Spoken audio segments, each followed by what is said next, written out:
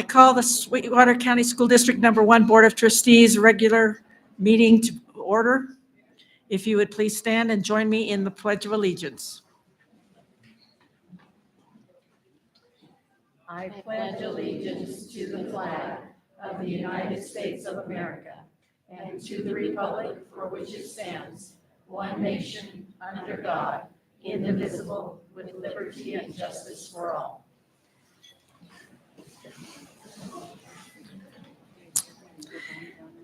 I'd like to introduce our student representative this month, Corbin Messer, who is a junior at Black Butte High School. We welcome him and value his input, so welcome, Corbin.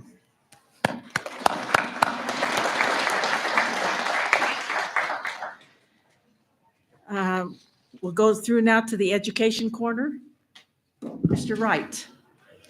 All right, so this is only supposed to take 5 minutes. It might take a minute or two longer, so bear with me. But tonight we're going to talk about one of the methods of school accountability. So I want to give you guys a couple of definitions to try to help this be easier to absorb. So school accountability refers to the system of monitoring and assessing schools to ensure they are meeting specific standards and goals. This model exists to promote transparency, allowing stakeholders like you to assess the performance of schools and hold the schools responsible for student outcomes. In Wyoming, accountability measures include multiple indicators focused not only on test scores, but year-to-year growth, post-secondary readiness, and support for all learners. So tonight we're going to focus on just one of those, being year-to-year growth. And here's what I need you to know. The system is very nuanced and one of the more complicated models involving statistical regression analysis. So here goes, trying to make it easy to understand. All right, as parents and citizens of the community, we like to focus on test scores and whether or not our district schools are meeting or exceeding targets. If we are not, we as a community tend to be concerned. While I can agree to this thinking, I want to shed some light on things that I hope you can consider moving forward before sticking with this firm mindset. So here's a little analogy for you. Imagine that you plant different types of flowers in a garden, and each flower represents a student in the classroom. You monitor the growth of each flower and note how some types grow faster than others. At the end of the season, you compare the growth of each flower, but only to others of the same type. So marigolds to marigolds, peonies to peonies, roses to roses, but you don't compare roses to peonies. This comparison helps you understand which flowers experience the most growth relative to their starting size. You assign a value or percentile rank to indicate how each flower grew compared to those with similar starting points. A flower with a high percentile rank grew more than a certain percentage of its peers, just like a student with a higher percentile rank demonstrated more academic growth than a certain percentage of other students with similar test scores. After comparing these same type of flowers to one another, the growth scores are averaged to create an overall growth score for a school. So in the Wyoming State Accountability Model, in elementary schools, a 48% meets or exceeds targets. High school, that's 49%. The alternative high school, it's 40%. Here's a little thing to keep in mind. In the federal accountability model, the meeting or exceeding expectations is 47%. So while it's only 1 or 2% more, Wyoming is actually more stringent than federal guidelines. So keep that in mind when you're looking at scores. If we're teetering right there on the edge, your students are actually doing better than other students in the nation. So for example, just for your understanding, if a school has a mean growth percentile, so the average of the school, let's say it's 61%, that means that that school showed more growth than 61% of other schools in the state. Okay, so the first takeaway I want you to have tonight is this. Our state, being more stringent than federal accountability models, places this percentile value at 50% basically, meaning that the growth that we showed was higher than the average student's academic peers. So a little update for you guys where Sweetwater One sits today. In the 2021, 2022, and 2022, 2023 scores, We had growth for our schools all trending in the right direction. Of the 8 schools with growth scores for both years, all but 2 improved the average growth values of their students. So that's great news. And here's your second takeaway. This model does not just look at growth, it looks at increased growth. In other words, students can be growing, but if they're not showing increased growth, then the outlook of the model might appear more negative. Furthermore, keep in mind that a school can have very high performing students that demonstrate low growth because they are already amongst the 95th percentile or more of their academic peers. It's hard to grow when you're already that high up. And if you're growing less than you did last year because there's only a little bit of room to grow, it looks bad while you're still at the very highest percentile you can be. So my hope in sharing all of this with you guys is this: the growth system is very nuanced. So seek first to understand the nuances when you're looking at this data and interpreting what it means. Bottom line, Sweetwater School District number 1 is doing very, very well. Our teachers and students are working hard, and we as a district are growing. Thanks. Thank you. We'll now proceed with recognition.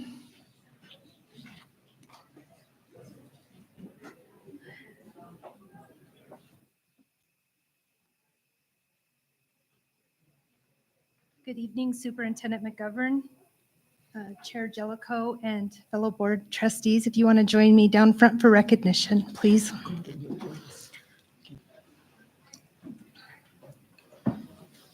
This one.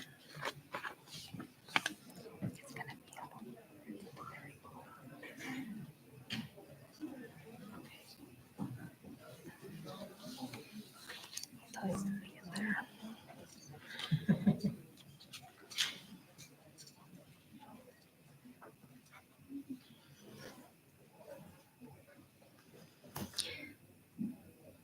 First, we would like to recognize Corbin Messer. He is our student representative from Black Butte High School. We would like to thank Corbin for joining the Board of Trustees this evening and sharing a fresh student perspective. Corbin's attendance sends a positive message to all the student body to become involved in a respectful way. Our students are capable of great things. Civic engagement is one of those things. Thank you, Corbin.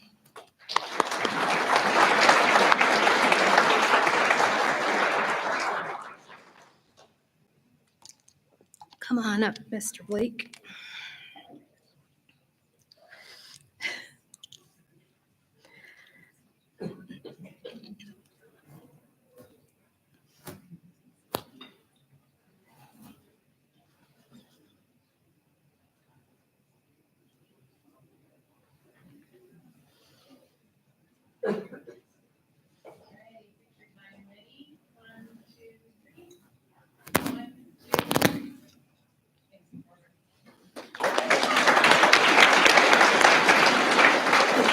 As you may recall, Weston Lamb Constantino earned the 2024 Teacher of the Year Award for Sweetwater 1.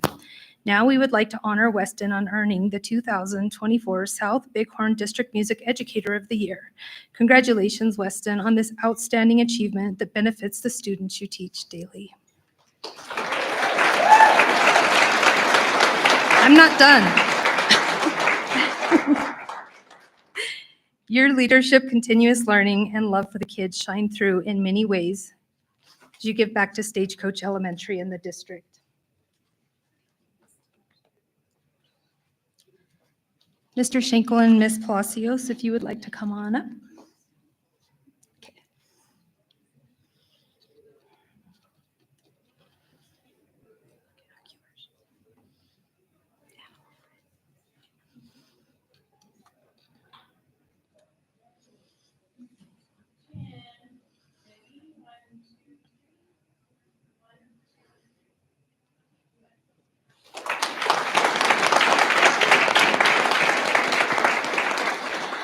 All right, the next one has multiple names, so if we could hold our applause to the end. The Pilot Butte Wildcats would like to recognize Dear Trail Assisted Living and Debbie Callis. They made and delivered hot cocoa to all of the Pilot Butte kiddos this year. By the way, this is no easy task. Last year, Debbie purchased and delivered Otter Pops for the students. The Deer Trail residents are amazing guests, and our students light up when they see them. Yes, our Wildcats enjoyed the treats, but honestly, many students love the attention, recognition, and hugs more than the treats. Pilot Butte Elementary and the district appreciate the community partnership. We would like to thank Debbie and members of the Deer Trail staff. Miss Debbie Callis, is she here? We have Debbie Callis, Dave Martinez, Jill Jellicoe, Shirley Moeller, Margene West, Floyd Bachman, Chuck Rilling, and Lexi Milburn.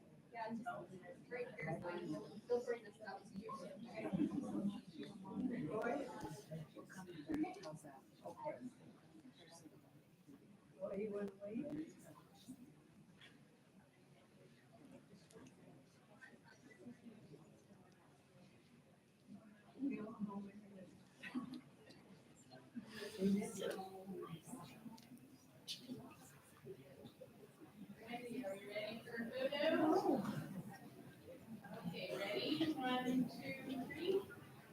1, 2, 3. Thank you, everyone.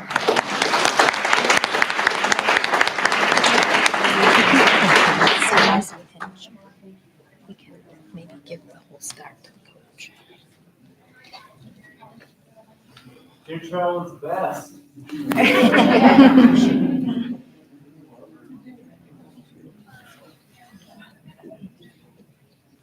That's so cool.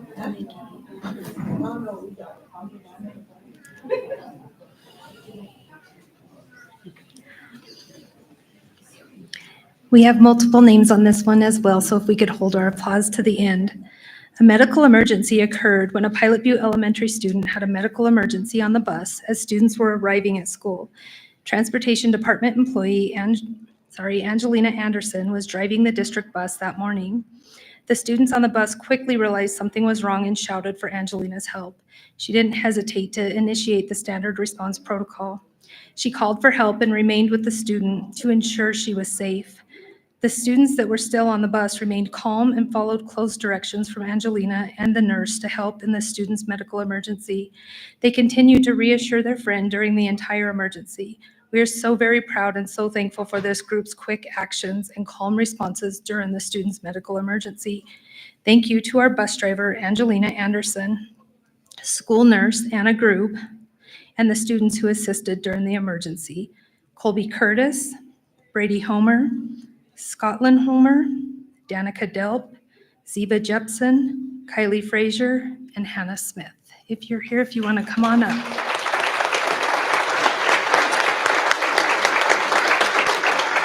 Mr. Marcy and Miss Potter, if you'd like to come on up.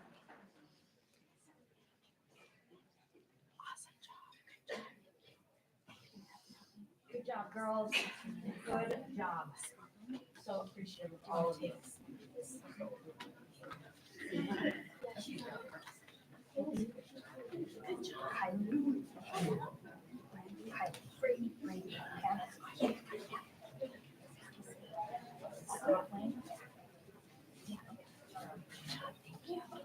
Josh. So, great job.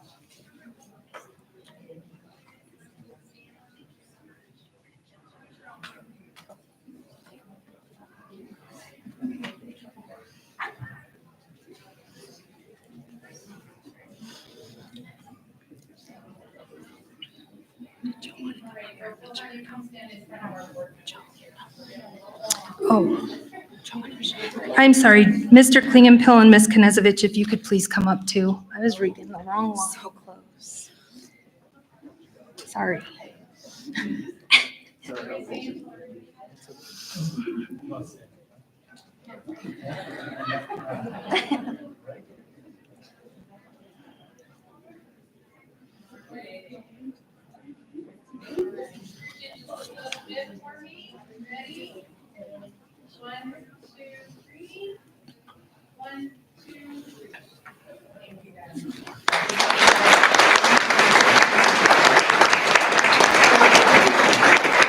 Joe, do you guys just want to stay up here? You're for the next one too. if you just Yeah, wanna stay. if you just want to stay up here. We would like to recognize another transportation employee, Julie Barber. Earlier in the year, we had an incident on the morning route that could have turned out poorly. A bus dropped off a student at a school. The student dropped a ball that rolled under the bus, and the student crawled under the bus to get it. This area is in the driver's blind spot, so the driver of the bus was not able to see what the student was doing. The driver of the bus, behind this bus, Julie Barber, was being observant and saw the student crawl under the bus. She immediately went on the radio and advised the driver not to move as there was a student under the bus. We would like to recognize Julie's quick action and thank you for keeping our students safe first. Holy cow, thank you.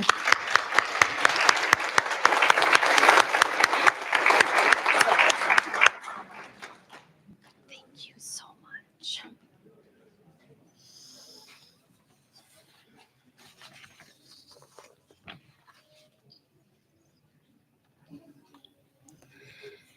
If we have wrestlers out in the hallway, if they could make their way in.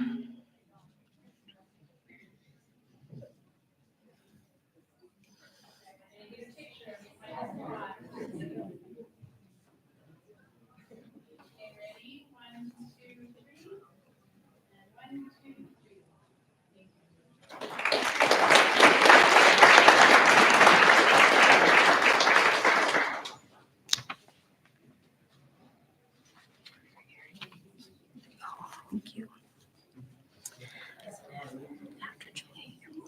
Next, we would like to congratulate Ms. Rory Pedri on earning the 2023-2024 Wyoming School Nurse of the Year.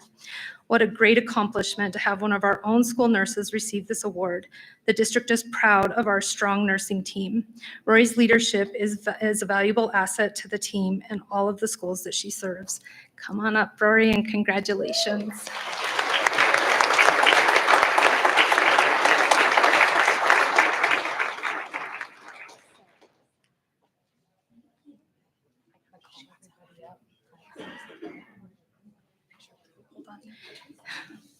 Can I please have the high school, junior high, and Desert View administration?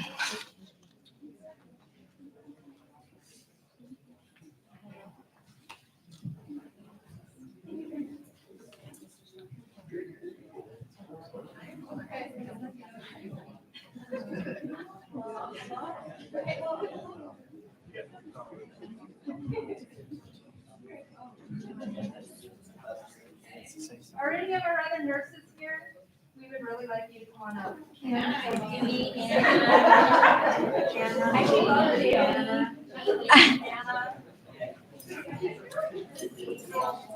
Nice try.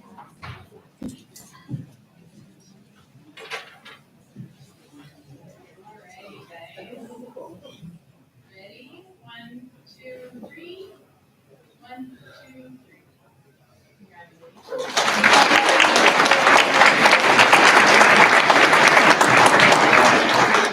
Skip to the wrestlers and three and go back.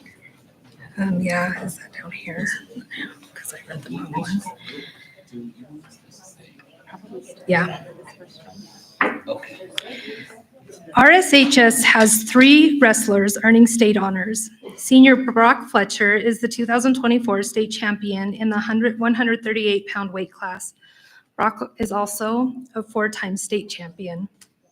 Senior Ian Dickinson is the 2024 champion in the 215 weight class. Senior Justin Henry is the 2024 state champion in the 126-pound weight class. We would like to congratulate these athletes on their state honors. If the coaches are here, if you will come on up, and high school administration.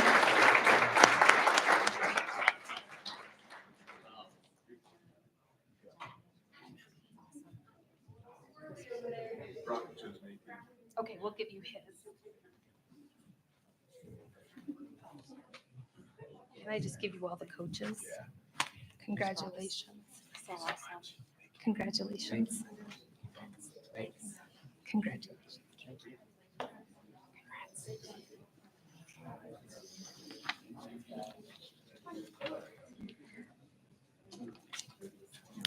Next, if I could have the Tiger Rhythm dance team make their way in here. Yeah, no, they're gonna take a picture. They're in the hallway.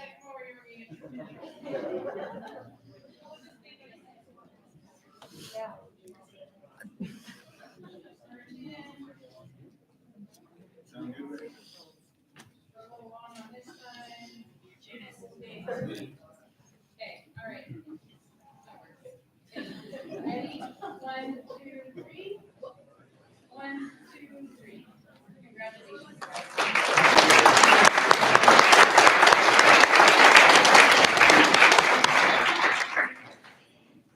The state cheer and dance competition held in Casper were dominated by the Rock Springs High School Tiger Rhythm Dance Team and Tiger Tear Team. We would like to first recognize the Rock Springs High School Tiger Rhythm Dance Team. This team earned the highest score in all of 3A and 4A dance and were the state champions in 4A hip hop. This dance team continued excellence at the National Dance Competition in Florida and placed 13th in the finals out of 25 total teams. Congratulations to Coach Amber Cerna and assistant coach Mackenzie Edens and the following state dancers: Bryn Hunsaker, Brianna Powers, Allie Erspalmer, Hallie Blake, Ella Sellers, Jamie Lynn Stoffer, Roxy Burns, Kira Forbush, Audrey Hall, Stevie Bolton, Sydney Howe, McKaylee Robles, Kennedy Scott, Kinsey DeMore, Kira Lane, Autumn Guffey, Addison Gonzalez, and Breslin Shelley. If I could have the dancers and coaches come on up.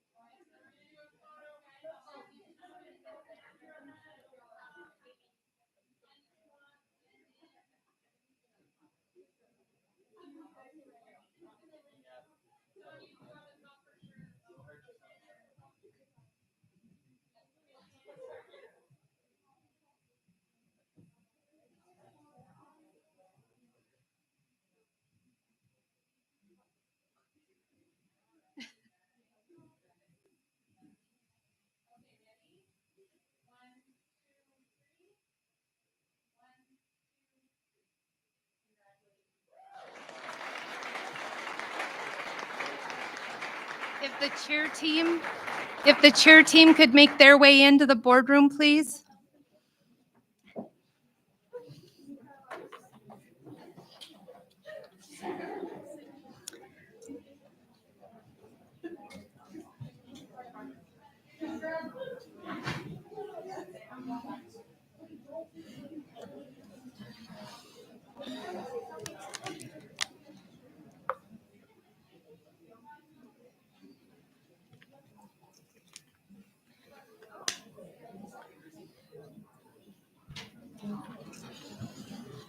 I'm trying to make it faster. Can the cheer team make their way into the boardroom, please?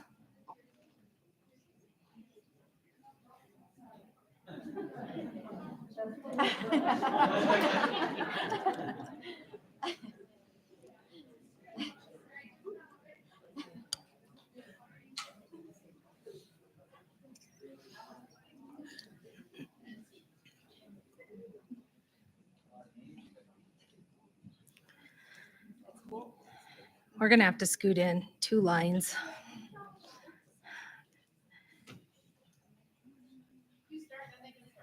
Okay. The Rocks, The Rock Springs High School State Cheer Team earned the 2024 4A All-Girls State Stunt Championship Award with a score of 83.8, the highest all-girls stunt score within the state of Wyoming.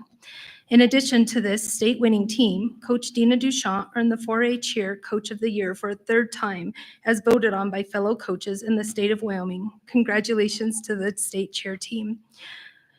I'm going to start reading names, but if you guys want to come up and just kind of make a line to shake the board members' hands, and we'll give all of the certificates to you, Dina, if that's okay. Thank you. Addison Sellers, Aislinn Abram, Alexis Bowles. You guys can start.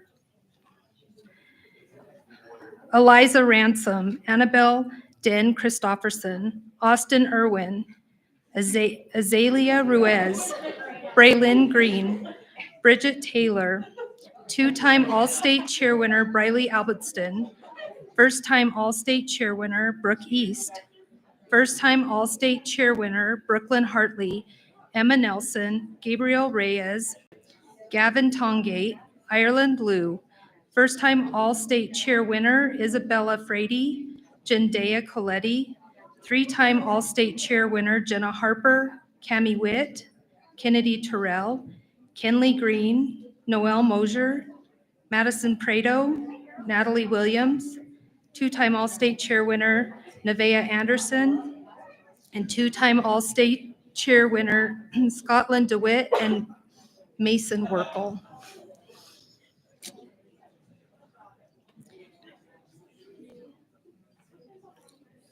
We would like to recognize the coaches Dina Duchamp, Peyton Spalding, and Reagan Hamilton.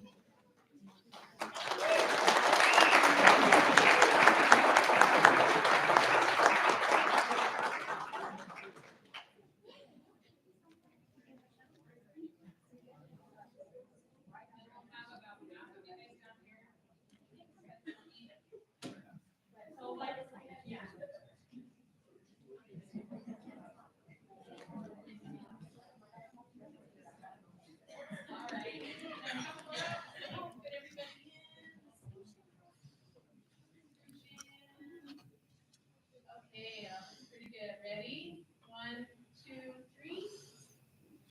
1, 2, 3. All righty, thank you guys.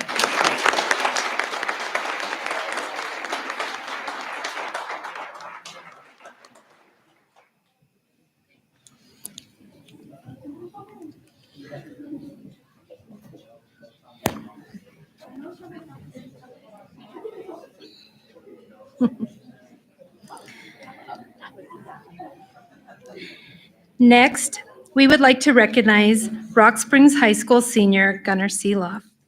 Gunnar was the Wyoming State Champion in the 100-meter freestyle and swimming. Awesome job, Gunnar, and congratulations. If I could have Coach Avery Otto, Kevin Poyer, Sydney Campbell come up too if you're here. Congratulations, good job. Congratulations. Okay.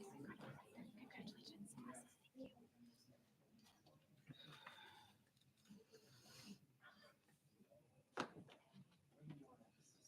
Can I have you come stand in the middle, right next to the chair and our student representative? Ready?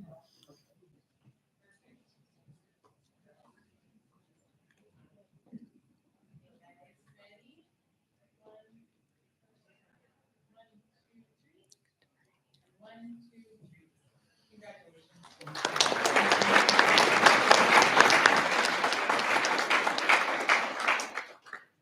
If indoor track is out in the hall, is Maddox here?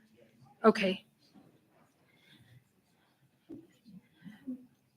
Rock Springs High School has a state champion in the indoor track pole vault event. Maddox Blazevich won the state title when he cleared 16 feet and reset his own Rock Springs High School school record with his win. Congratulations, Maddox. We would like to recognize Casey Walker.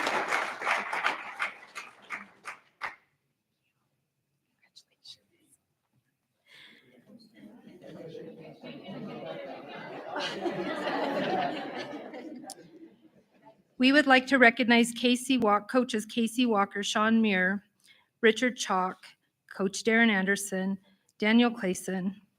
If you're here, if you want to join up front.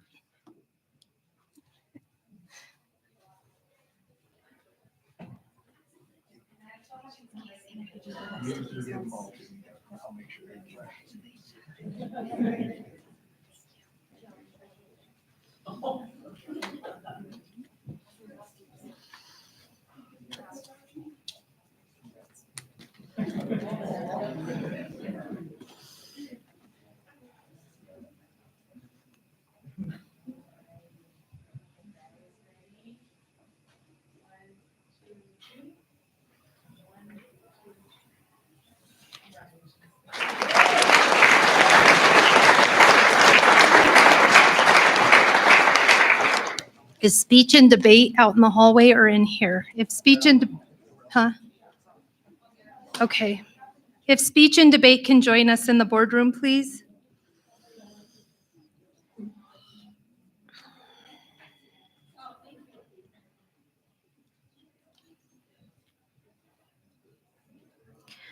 Rock Springs High School has 4 state champions in speech and debate.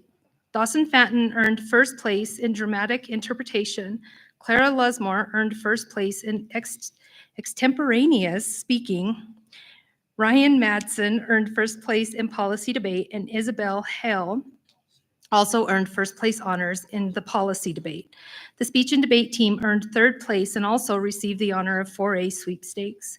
We would also like to invite head coach Heather Lusmore, Dominic Damiano, and Trista Flood.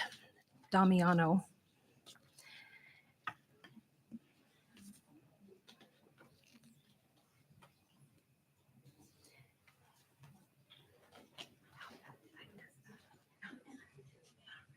We're gonna have the whole team come up, Nicole.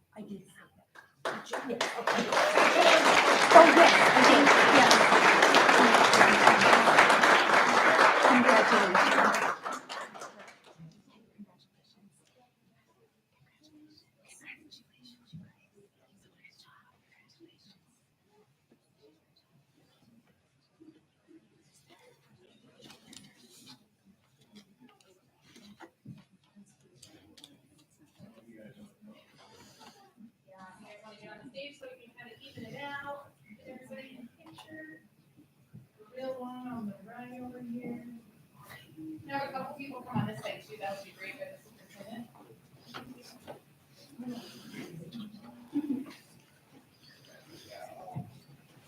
Good. Okay, guys, ready? 1, 2, 3. And 1, 2, 3. Congratulations.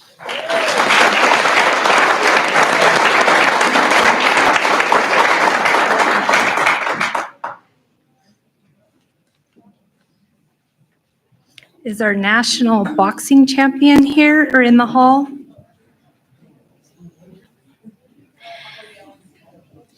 I don't know who's out in the hall. Do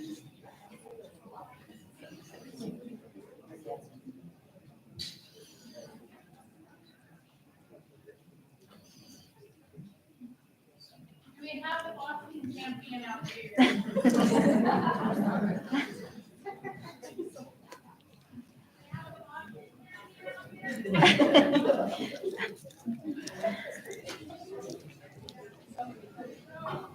Okay. Well, we're still going to go over it. Rock Springs High School has a national boxing champion. Freshman Journey Padilla participated in the 2024 USA Boxing National Open in New Mexico, taking home the junior division national championship title in the 176-pound division. Congratulations, Journey.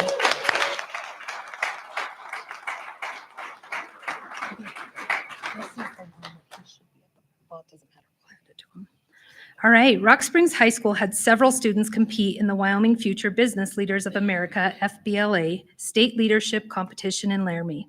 Throughout the conference, members had the opportunity to make connections with members across the state, network with business professionals, showcase their talents and skills, and become better leaders within their schools and communities.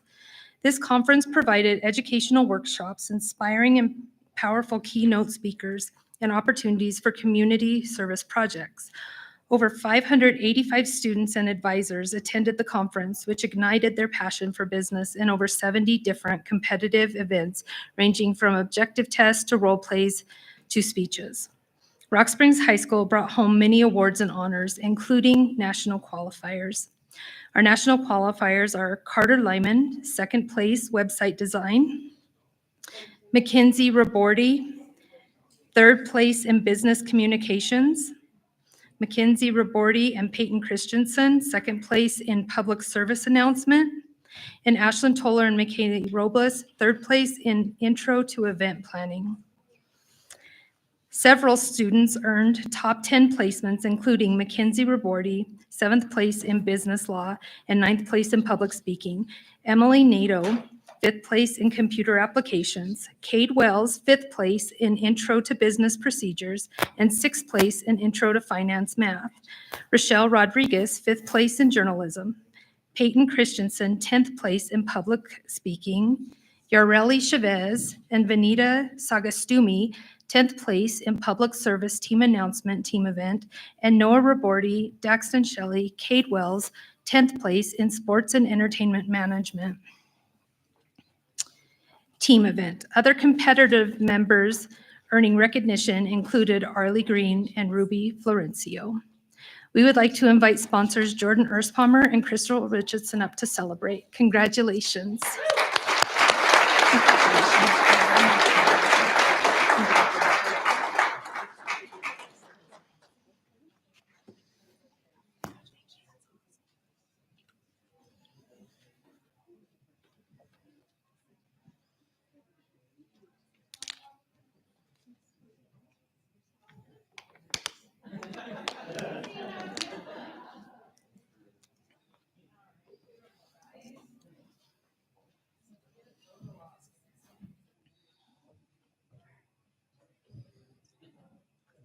Okay, ready? 1, 2, 3. 1, 2, 3. Congratulations.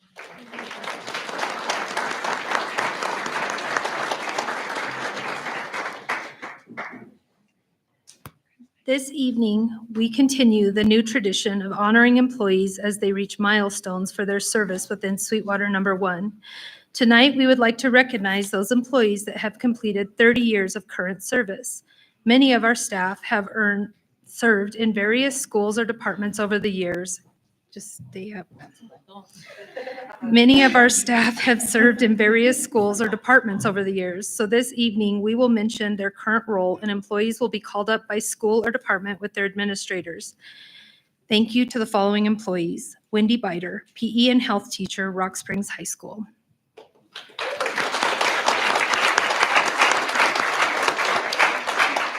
Debbie Petrie Bullock, social worker, Rock Springs High School.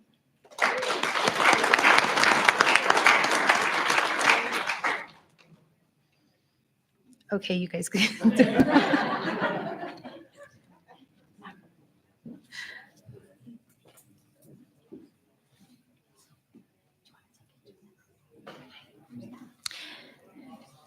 Next, we would like to recognize Kimberly Buston, PE and health teacher, Eastside Elementary, and invite Ms. Searle and Dr. Wells up, please.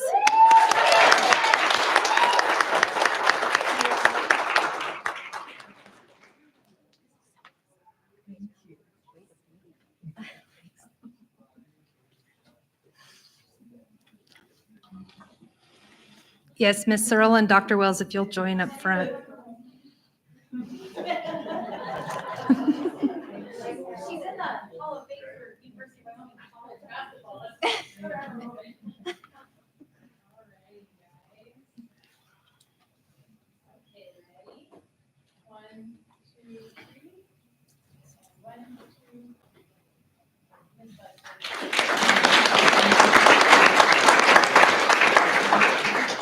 Next, we would like to recognize Joanne Gunyon, Secretary of the Facilities Department. Is Joanne here this evening? Hello, Joanne. Can I have Mr. Celeroli and Mr. Portillo?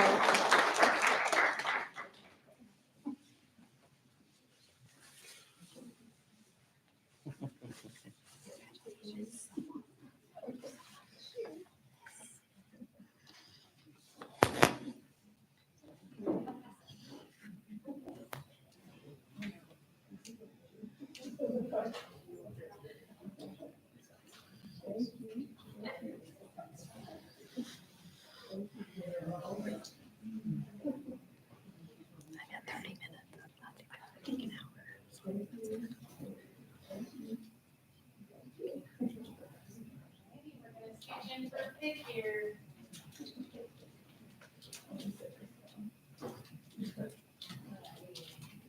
Ready? 1, 2, 3. And one more. 1, 2, 3. Thank you.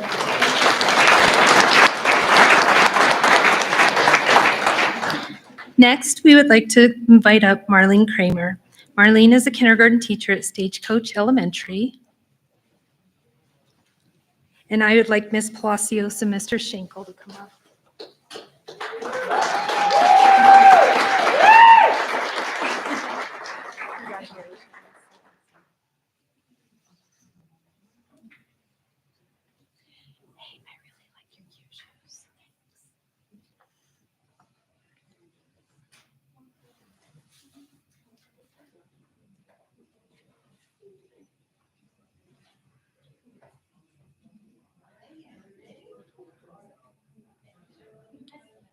Okay, ready? 1, 2, 3. One more. 1, 2, 3. Thank you, Marlene.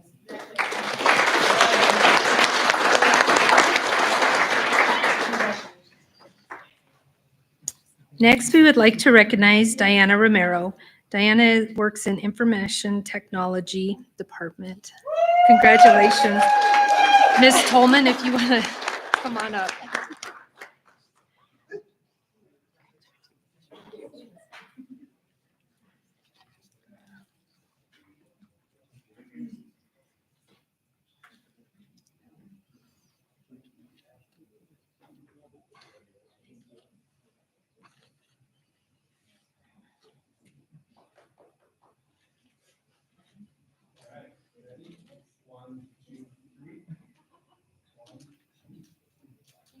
Just like her. Next, we would like to recognize Ms. Candace Raffini, Candy Raffini. Come on up. She's a science teacher at Rock Springs Junior High. If the junior high administration could please join us up front.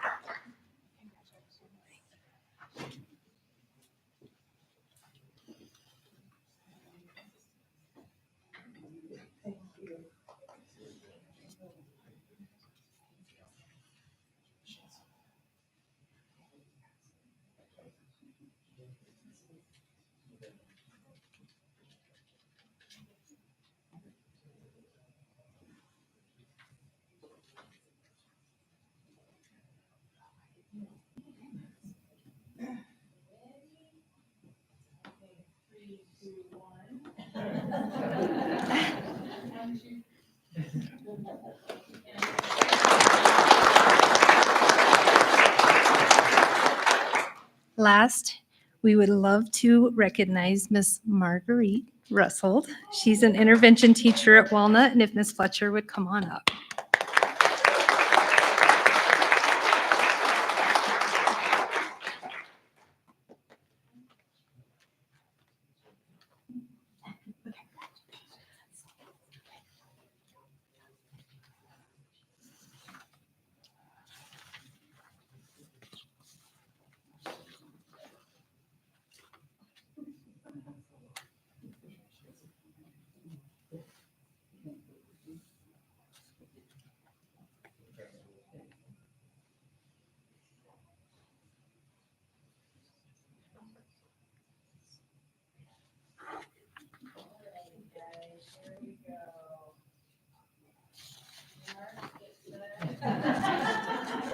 One more right now.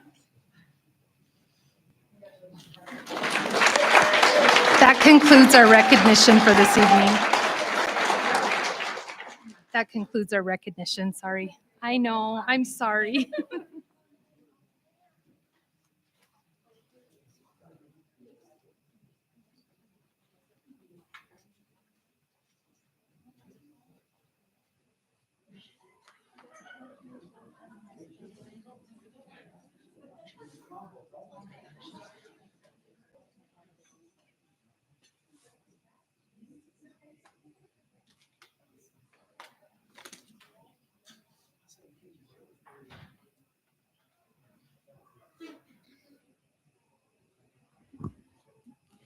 Congratulations. Congratulations to all of our recipients tonight. We'll move forward with the roll call. Mrs. Cochran? Mrs. Schumacher? Present. Mrs. Summers? Mrs. Summers? Mrs. Thompson? Here. Mrs. Wood? Here. Mr. Wright? Here. Chair Jellicoe? Present. We do have a quorum. I'd entertain a motion to approve the agenda. It's been moved by Mr. Wright. Is there a second? Second. Second by Mrs. Schumacher. All in favor, please say aye. Aye. Aye. Opposed by the same sign. Motion passes. Let's move on to the BOCES 5 presentation. Mr. Meyer.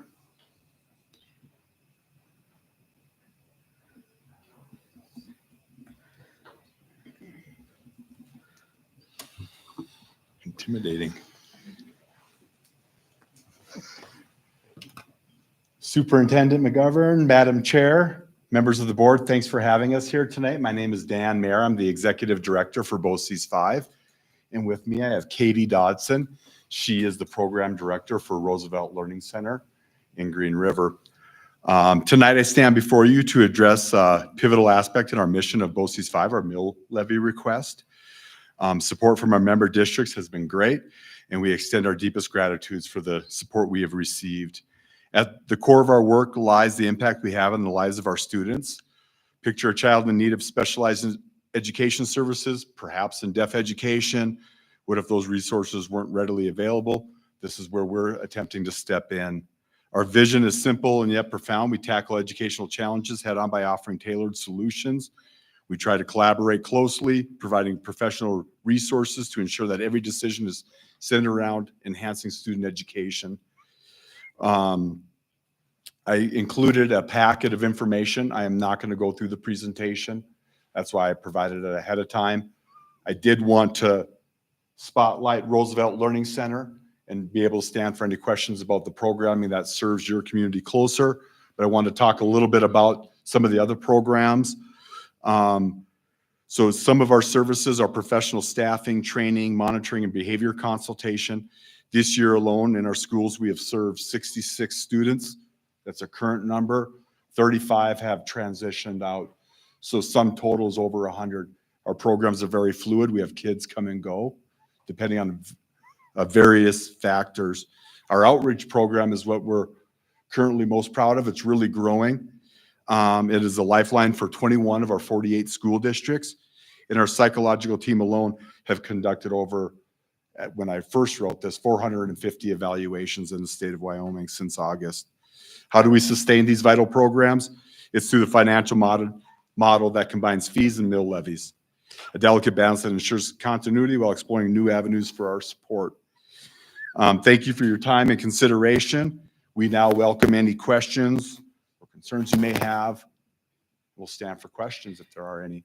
Any questions or comments?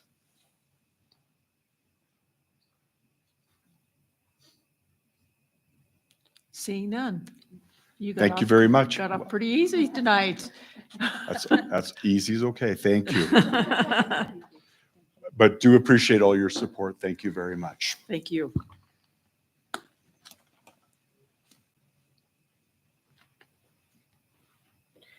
Next is the WSBA Climate Survey results.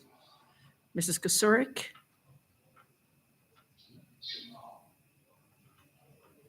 Good evening, everybody. Can you hear me okay? Yes, fine. Thank you. Okay. My name is Julie Kosorik, and I am the Director of Member Services with the Wyoming School Boards Association. And the Sweetwater County School District No. 1 School Board hired us to administer a climate survey. We surveyed community members and students in Sweetwater 1. And so tonight I'm going to go over the results of that survey with you. Madam Chair, would you like me to share my screen and project the report, or I wasn't sure quite how you wanted to do that? That would be fine, Julie. Okay, one moment, please.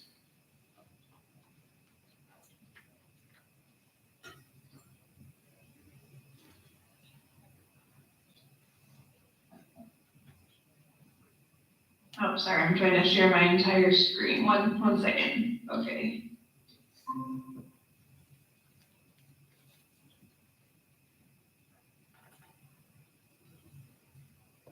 So you should be able to see the report on the screen. Could I just confirm that that is what you're seeing? That is what we're seeing.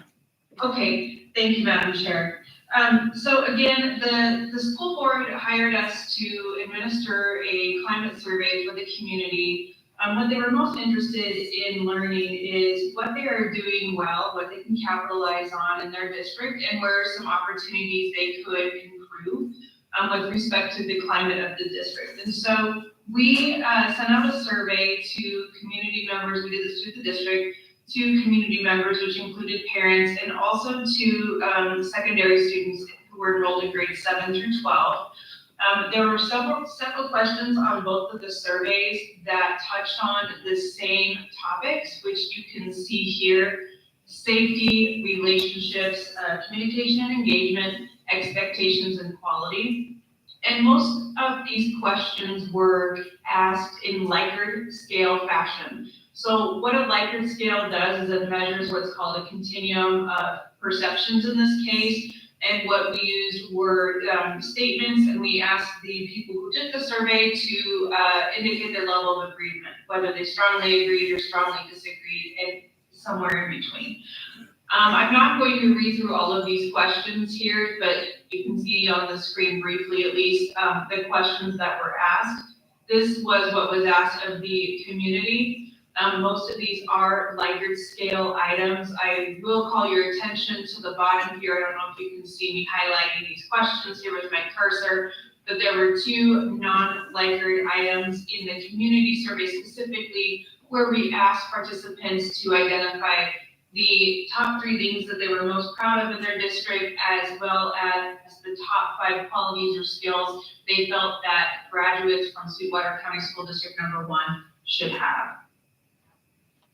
And for the students, same topics, but different questions. We asked them a lot of questions about their perceptions around safety in their schools, as well as relationships with each other and staff, and then their perceptions around the quality of education they were receiving, the facilities they were receiving it in, as well as their perceptions around behavior and expectations, things like, our rules fair, they applied consistently and things of that nature. And for both groups, we asked open-ended questions. We did ask students to list the 3 challenges, or excuse me, the 3 top challenges that they face as a student. And then we asked both groups to identify for us if they could change anything about the school district, what would it be? And we invited them to share anything else that they wanted to talk about with regard to the school district. So Madam Chair, I can't see my screen because I have the report up. I just want to pause for a moment before going into the results to see if there are any questions. Are there any questions? Please proceed, Julie. All right, thank you, Madam Chair. So we're going to start by talking about the community survey first. By the way, congratulations to your district. We got such a good feedback and good participation. I haven't seen this high level of participation in a lot of surveys I've done, so we are really grateful for your community, the community level of engagement that we received. We did get 564 community participants, and that included 442 parents who currently have students enrolled in your district. This survey was open in January from the 11th until the 30th. And so the charts that you see here, and I'll scroll down a little bit, show a description of the participants. And so you can see in these top 2 charts, we have what are called non-distinct counts. What that means is that we asked the participants to select everything that applied to them. So you might see somebody who is a parent of a current student, which is denoted here in blue, who is also a community member, which is denoted here in orange. And so you can see here by far, a lot of the participants identified themselves as parents of a current student. We also had 23% who said they were parents of former students. 19% who identified themselves as a graduate of your school district or at least a former student of your school district, and then many, many community members. I would venture to guess that 100% of the people who took this survey were community members as well. Maybe all of them didn't select it, but that would be my guess. The same with this chart here, they are non-distinct counts. It is definitely possible that parents would have had students who were enrolled. Maybe one was enrolled in kindergarten and they had another child enrolled in 5th grade. So you can see here, and I know this is a little bit hard because pre-K shows up in red, as does high school. So the 34% here does represent parents who had children enrolled in high school, not in pre-K. And then down here in the orange, 34% had students enrolled in grades 1 through 4. We had 22% down here with students enrolled in grades 5 and 6, and then this 18% in grades 7 through 8. This gray over here were participants who identified that they did not have children currently enrolled in your school district. And then the last question we asked about the descriptive nature of the participants taking the survey was how long have they been in the district? And you can see that nearly 40% identified themselves as being with this community or with this district for more than 20 years. 23% identified that they had been part of the district for 11 to 20 years. And then 6 to 10 years represented 18% of the participants. And then these last two, 3 to 5 years and 2 years or less. And so that is a really good sampling. It's very nice to know as we look at the results, the people who are answering, do they have kids enrolled in school? Do they used to have kids enrolled in school? How long have they been with the district? And that level of detail is included in the raw data. But what we will be presenting tonight is the overall report as opposed to the raw data. For the student survey, we had 224 students who completed the survey. Again, really nice representation across the district, and appreciate the participation from students. Sometimes that's harder to get. And then we have them identify where do they spend most of their school day. 46% identified that they spend most of their school day at Rock Springs High School, and then the second largest group was at Rock Springs Junior High School. About 4% each identified their participation at Desert Middle School and Black Butte High School, and then the other 2% were at the Farson Union schools. We did ask how they attend their classes. We felt like that perspective was really important as we asked them the questions about their perceptions with the district. And you can see here 95% said that they attend their classes on campus solely. We did ask if any of them did it both ways, and 4% did say that they attended both on campus and remotely. And then same type of question that we asked the community, how long have you been in the district? 6% said this was their first year enrolled in Sweetwater County School District number 1.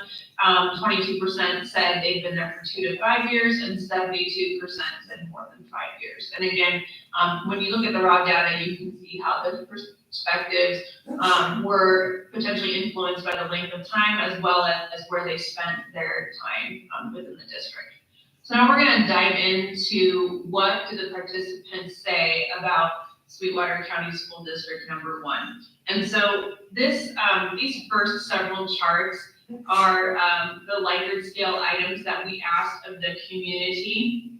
And what you see in these numbers here, these are the count of responses. These are not percentages. And so remember, we had 564 people who participated in this community survey. That included 442 parents, and there were some questions that were asked only of the parents, and when that is the case, it is denoted in the chart.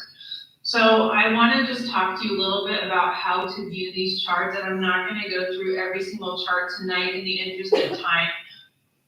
But the school board does have this report. They received it back, I think, in February, and so they can pour over this data more deliberately after this evening.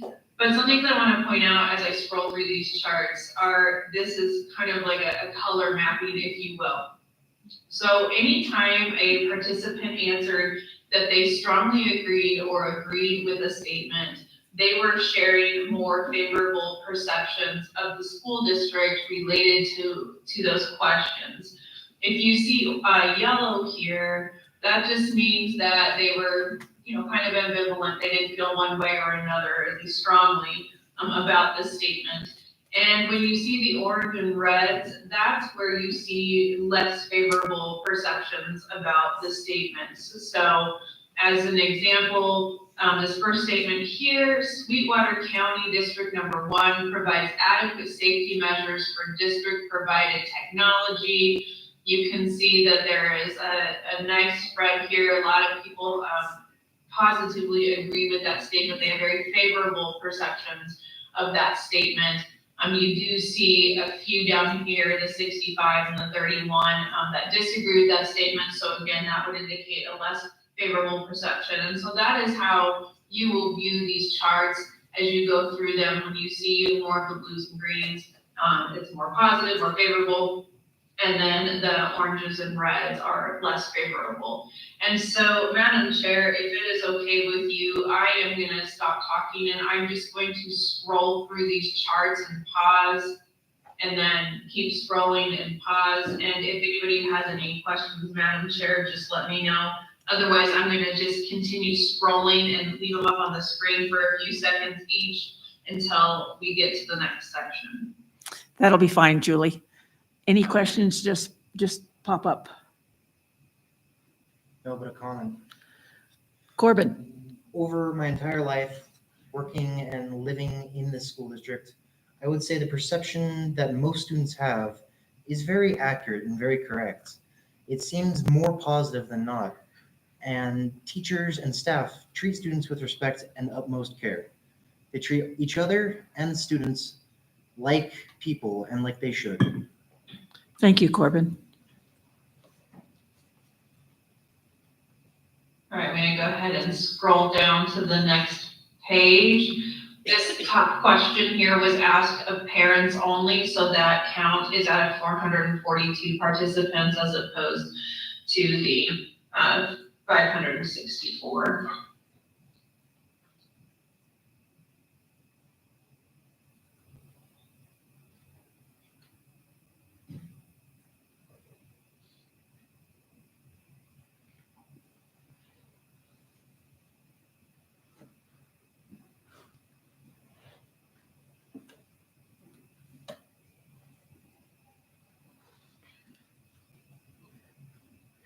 If you have any questions, feel free to ask.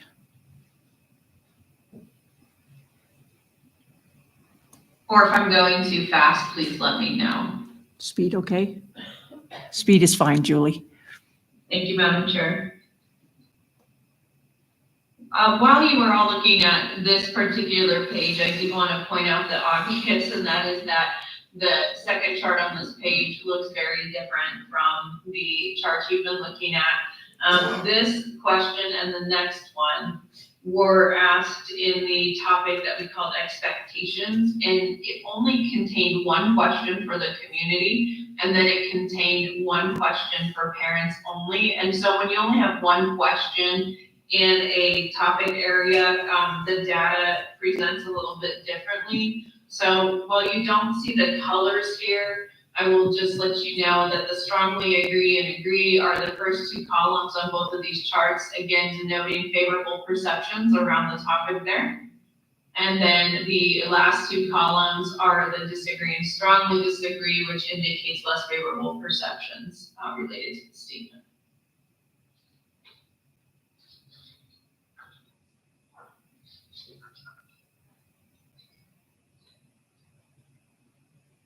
And finally, for the community, at least at this point of the survey, I do want to show you the points of pride, as well as the top 5 knowledge and skills that they believe graduates of Sweetwater County School District Number 1 should have.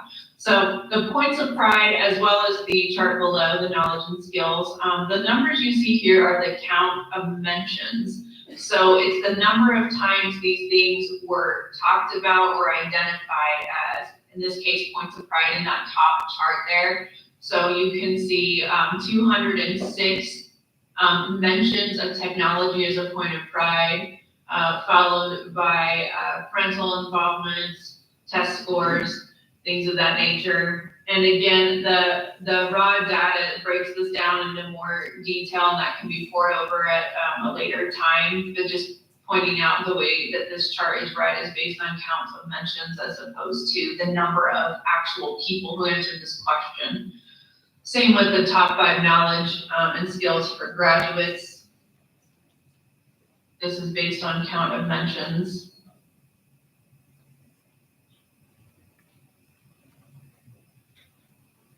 And so we're going to go ahead and dive into the student survey.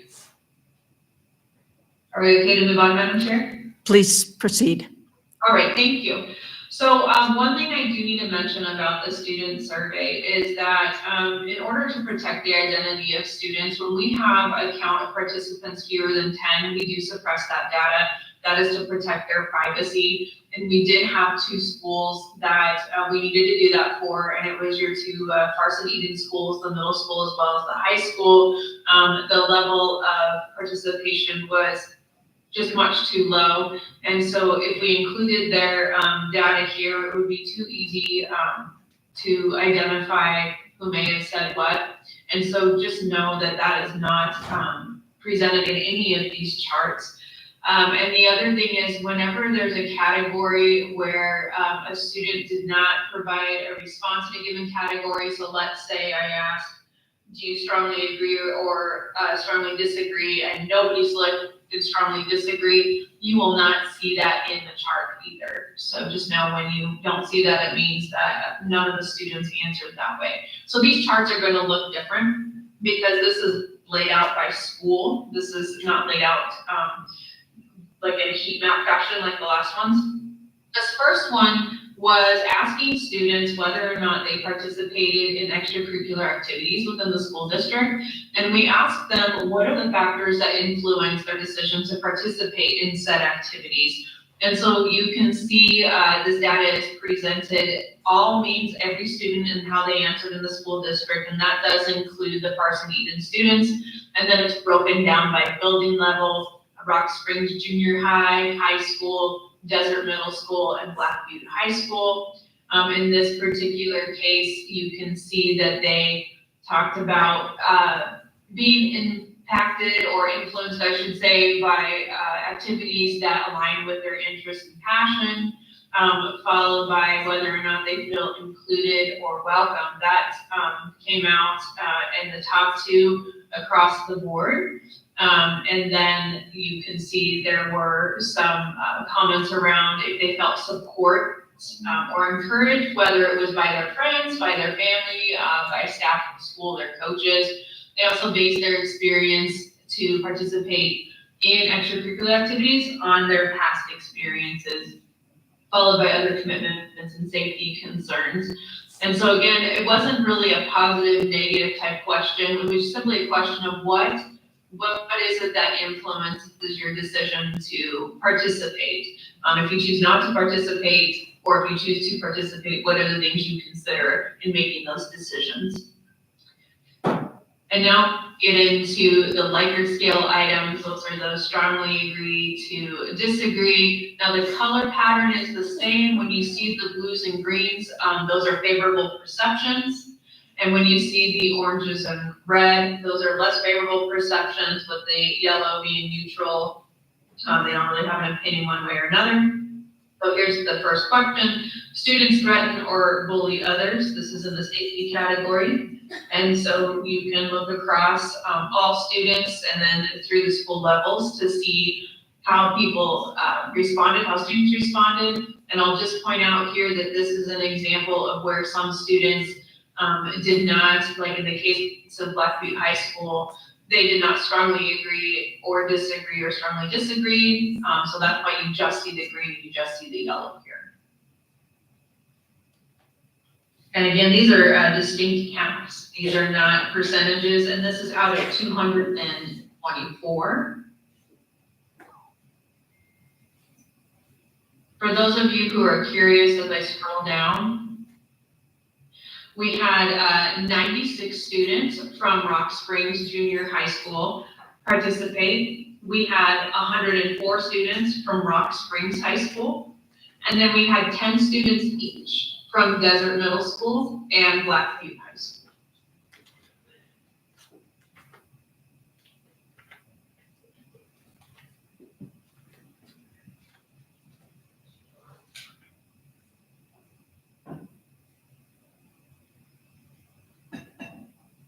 And you can see we're still on the safety topics, feelings of safety at the school.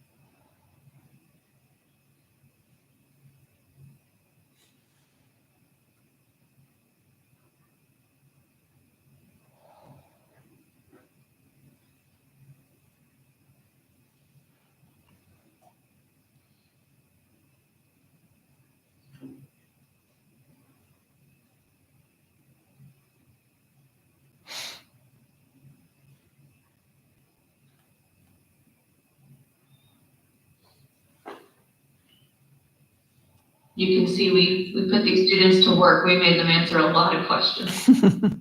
Certainly gives us a lot of information to digest. Yeah.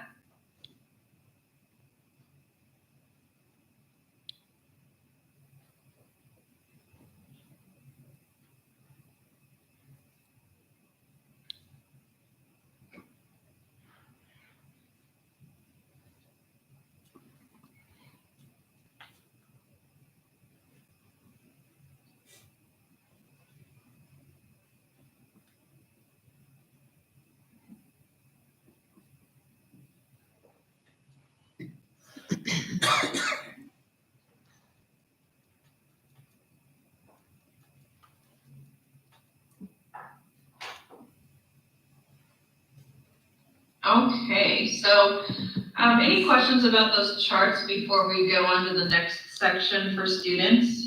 Any questions? Doesn't look like it. Please proceed, Julie. All right, thank you, Madam Chair. So students were asked to identify up to 3 challenges that they face as a student enrolled in Sweetwater County School District number 1. And because that's open response, we go through an exercise called coding. So that means that we take their information and they just type it in, open response, and we look at what they write, and then we categorize it into themes. And so when we were reading through their data, what emerged were themes around academic challenges, challenges relating to social aspects of school and peer relationships, challenges related to the school environment and safety, challenges relating to teachers, and challenges related to their own personal things that they're dealing with, as well as staying motivated in school.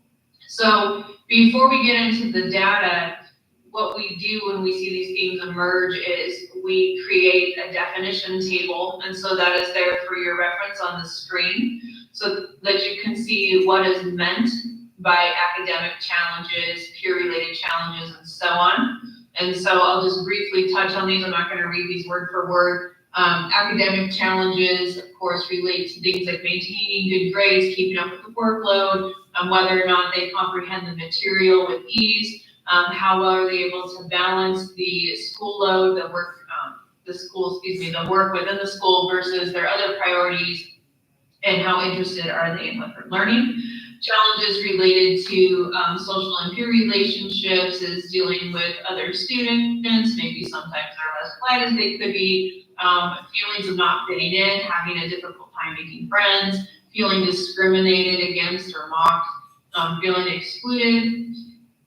School environment and safety concerns really talks mostly about bullying and threats, as well as a perceived lack of respect for mental health and the feeling that there wasn't enough action taken by the adults on campus to stop bullying and hate speech, and then the feelings of unsafety due to bullying.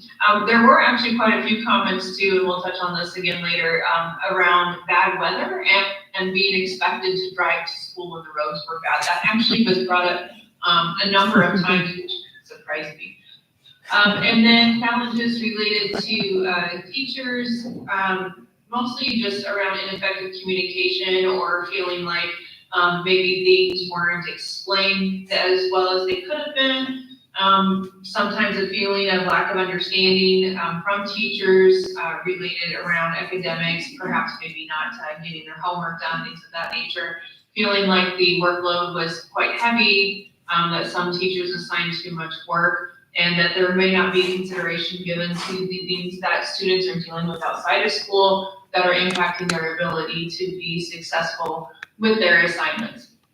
And then finally, personal and motivational challenges dealt with concerns related to time management, feeling exhausted, feeling given up on, lack of interest. And then some students identified they felt they had to do some things in their classrooms that they felt were unnecessary. Maybe they felt it was repetitive. They'd already learned it. Why are we doing this? Things of that nature.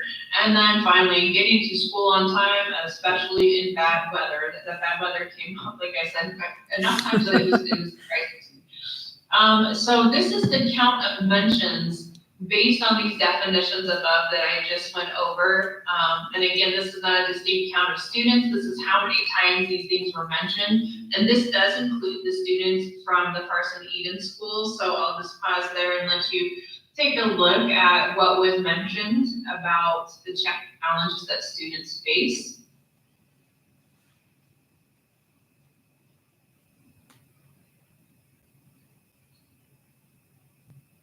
And their specific comments, of course, are included in the raw data. Okay, and we are almost to the end of the report. So we did ask both the community members and students 2 additional open-ended questions. The first one being, what is one thing you would change about Sweetwater County School District number 1 if you were able to? This was an optional question, and in the community, you had 506 community members who answered this question, and they expressed changes related to the topics you see bolded here: administration, school board, communication, academic rigor, student discipline and safety, support for teachers, and scheduling. And each of those things are summarized here, and I will just pause and let people read through that briefly before we move on to what the students said.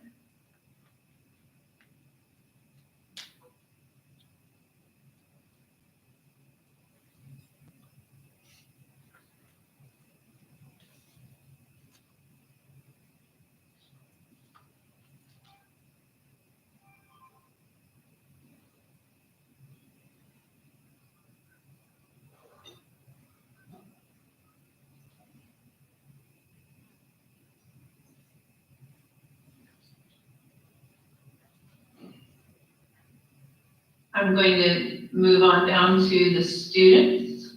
Okay, please proceed. All right, thank you, Madam Chair. The students were asked the same question: what is one thing you would change about the school district if you could? 196 students chose to answer this question, which I was really impressed with. After the long survey, we made them take that they gave a little more. And they answered and expressed a desire to see changes around school cancellations, rules and policies, school schedules, facilities, culture, and academics. And this again is where the snow days and weather closures were mentioned. That was mentioned by far more than any other topic for this particular question. I got the sense that there had just been a snowstorm when they put this survey, which makes sense because this was in January. And you could really tell that they felt like school should have been canceled, and that was top of mind for them. So many students talked about that. And then we had students who mentioned issues with specific teacher or staff demonstrating disrespect. I will agree with the gentleman on your board, the student who said that the teachers treat them very well or treat him very well. That's his perception. I would say that came through for the most part with the students in general as well. You could see that they felt in general very favorably toward their teachers, but of course you have some that have maybe some issues with a teacher, or, you know, depending on the day they took this survey, maybe they were feeling discouraged. And so, you know, always take these things into consideration within a broader context of things that they've been going on around the time the survey was taken. But I will just say that the perceptions from the students toward the teachers in general were very positive. Allowing phone use during breaks was another one that came up. I don't mean to chuckle, it's just interesting, but the students that fixate on compared to the adults. Many students expressed a desire for the administration to listen to them more, so where a lot of them felt like they at least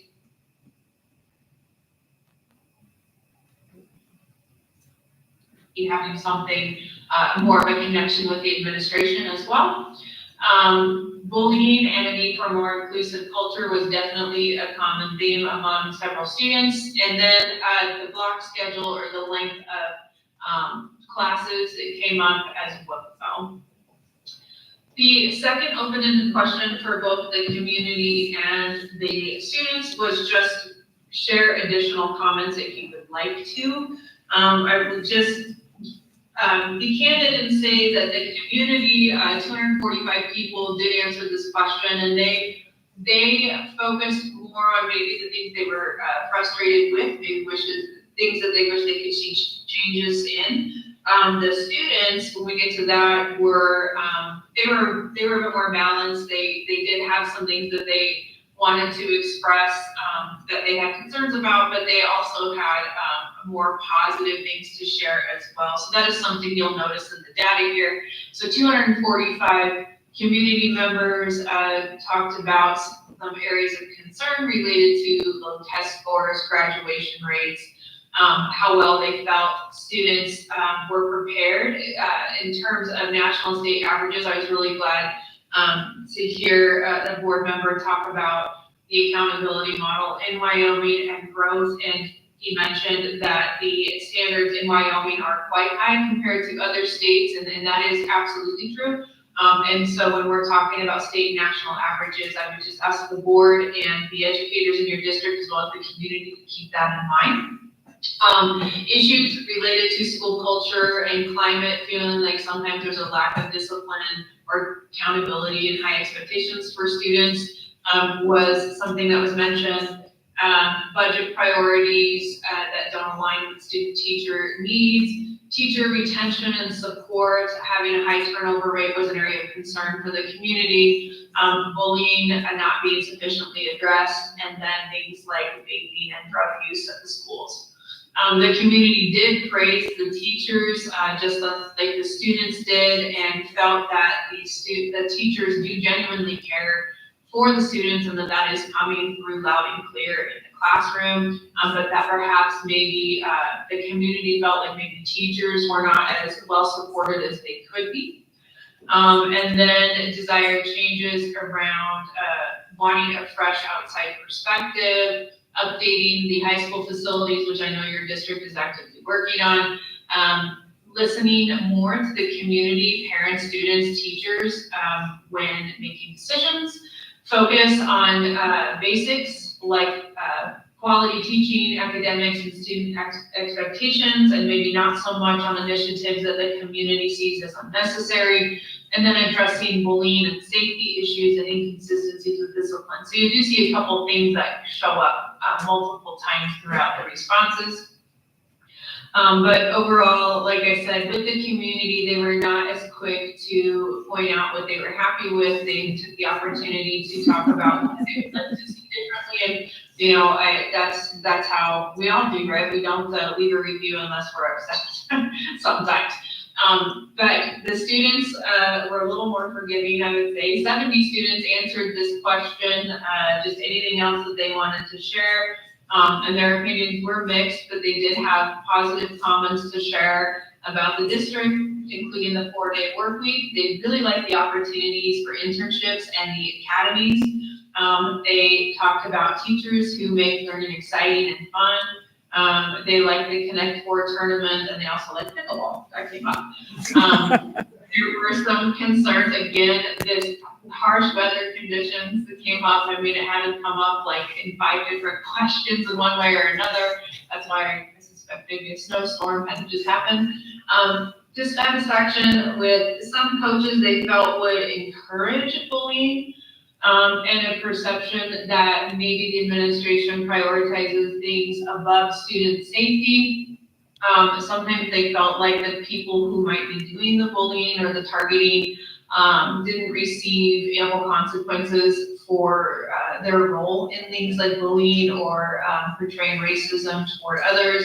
There were also comments about drug use, threats of shootings of the school, and then feeling again that they would like more communication from the administration. And then, like I said, they were more positive overall. They just felt that maybe there was room for improvement in terms of being seen and heard, again, particularly with the administration, not so much the teachers. And so that concludes the report. And I know that the report does not end with a so what, so what should you do with this information? That's a different conversation for a different time, Madam Chair, but I will just mention a few things. Capitalize on what is working. So as you're looking at this report, look at those blues and greens and look at what those are things you're doing well. Look at the points of pride, read through the positive comments, and keep doing those things, strengthen those things that you're doing really, really well. When you're looking at your reds and your oranges and maybe even your yellows, you obviously are going to talk as a board and with your community about maybe where to start with all of this. I would encourage a few things. One, choose 3 or fewer areas to work on, otherwise it's overwhelming and you're not going to do it justice. When you're thinking about which ones do you start with, I mean, there's a lot of ways you could approach that. You could look at your district's mission vision and see which ones align. Is that where you should start? Should you start more with Maslow's hierarchy of needs and focus more on the safety? Students aren't feeling safe, and in that case, the staff aren't feeling safe. How much learning is really going on? Things like that. So those approaches, are things that would be well to be discussed with the board. Encourage the board to definitely involve other students, staff, the community to the extent it feels is appropriate. Definitely include the new superintendent. We did this same type of survey with another district a year or 2 ago. And they did this specifically because they had a new superintendent coming in, and they wanted to have this information for them, so do include the new superintendent as you're going through this transition, and then reach out to WSBA for assistance with next steps if needed. And so with that, Madam Chair, I'm going to stop sharing my screen and see if there are any questions or comments overall that I can answer for you. Thank you, Julie. Like I said, there's a lot of information there for us to take a look at and digest and prioritize as far as what to tackle and to celebrate. Yeah, and there is a lot to celebrate, Madam Chair. Any questions or comments? Another comment. I do agree with the sentiment of many students that many actions do not have repercussions or have very little repercussions. I cannot tell you how many times I have seen students brush things off and been, oh yeah, I'm sorry, but it is what it is. I do believe staff do try and take this seriously, but it would be nice to see measures be taken so that students who are repeat offenders do get punished, or at least have some backlash or consequence. It is okay, and it occasionally slips, and I understand that people do make mistakes or their minds get blurted out, but repeat offenses are not okay, and it can create a negative environment in schools. Thank you. Very valid comments. Any other further discussion? Thank you, Julie. You're very welcome, Madam Chair, and if there are no other questions, I will go ahead and sign off for the evening. Thanks again.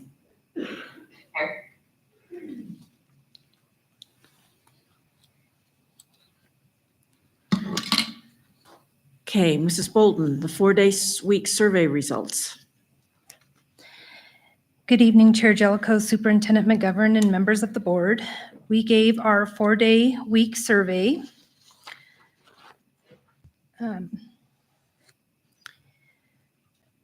With an alternative schedule, the Wyoming Department of Education, they did approve our district's alternative schedule for this year and next year.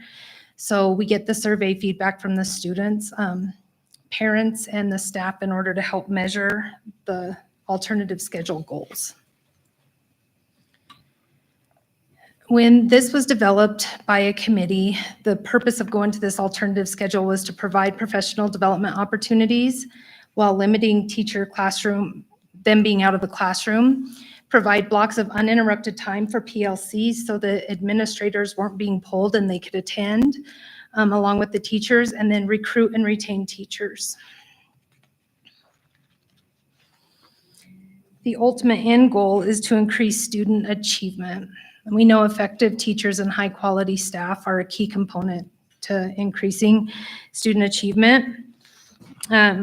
We wanted to find a schedule that was conducive to the demands of teaching. We've heard over and over and over, we need time, we need time, we need time. And provide professional development without taking the teacher in the classroom.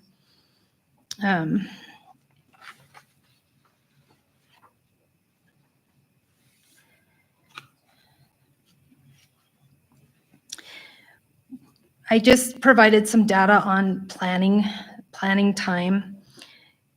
Professional development, the alternative schedule has built in 23 professional development days. And then we made sure that every professional development day had at minimum 2 hours of uninterrupted classroom time, which added an additional 46 hours. There's many days they get more than that, but at minimum we require at least 2. And this has provided 23 to 46 additional hours of PLC time if needed.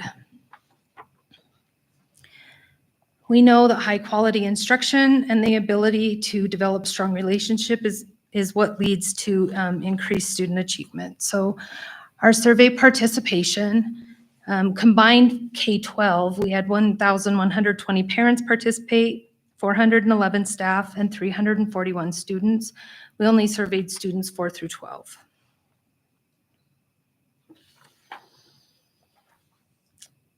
We asked about positive attendance patterns And you can see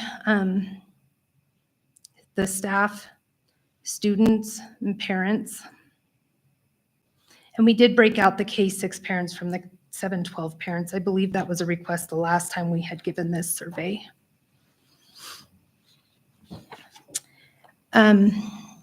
We asked whether they feel like it's supporting student achievement.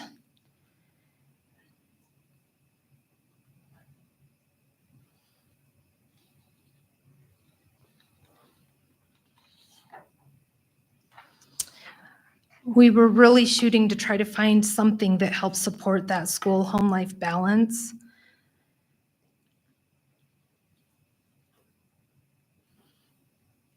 It appears the majority feel it does.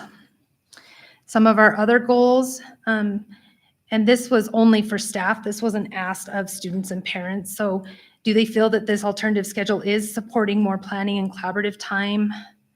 Majority said yes, providing more professional development opportunities. Majority said yes, and assist in keeping teachers in the classroom.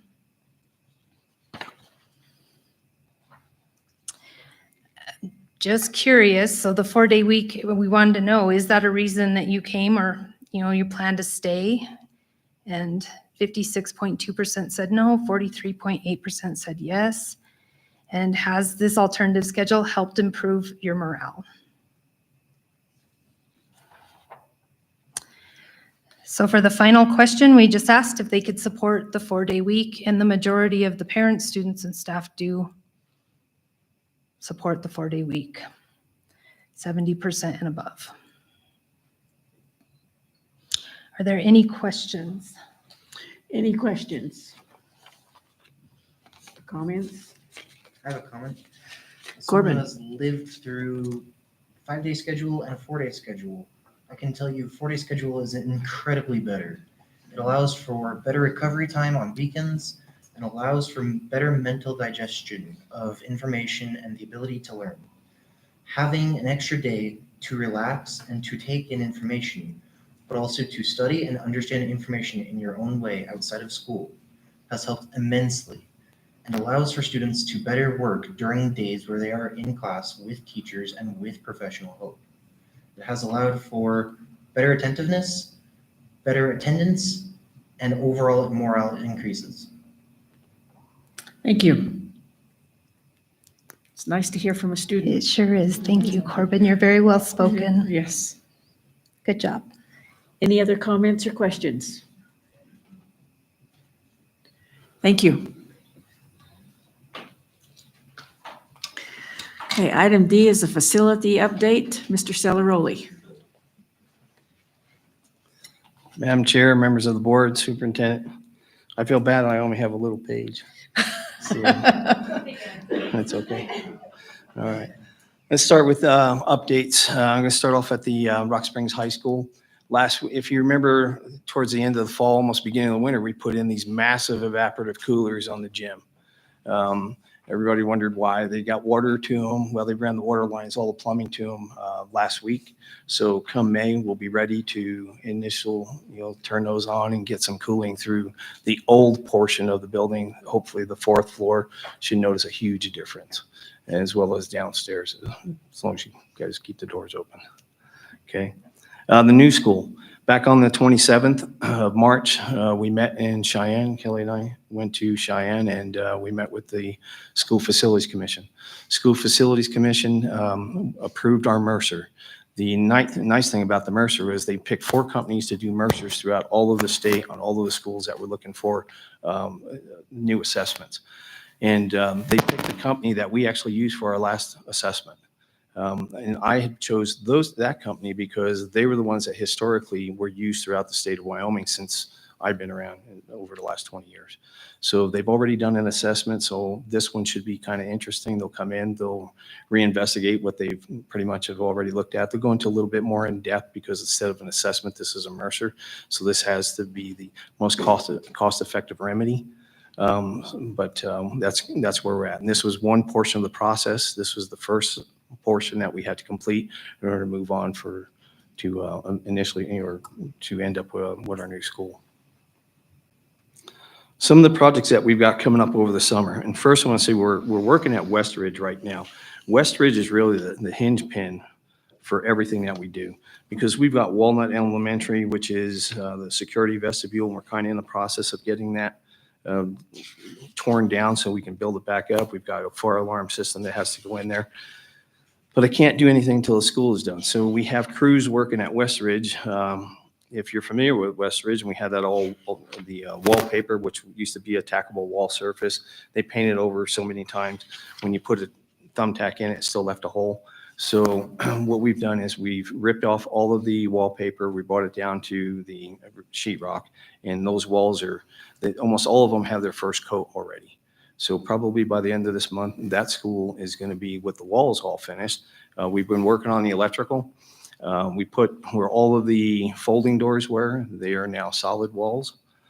Because the folding walls, I get when they first did it, it was real big to have collaborative space, but they've since moved away from that.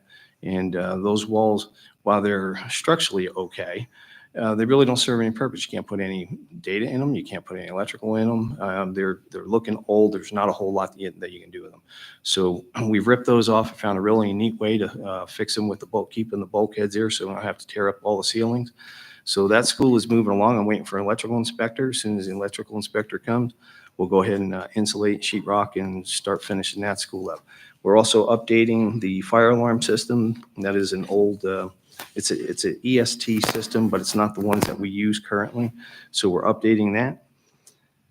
And I met with Zach from IT to go over he's actually putting together where all the bells and whistles basically have to go for the fire alarm system.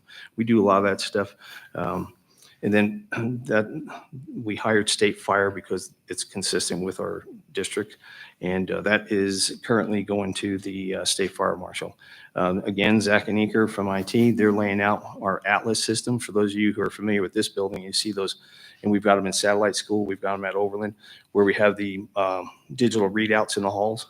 That is part of a mass notification system. The plan is to get everybody on all the schools in the district, so one school can actually hit a button and make a broadcast to everybody.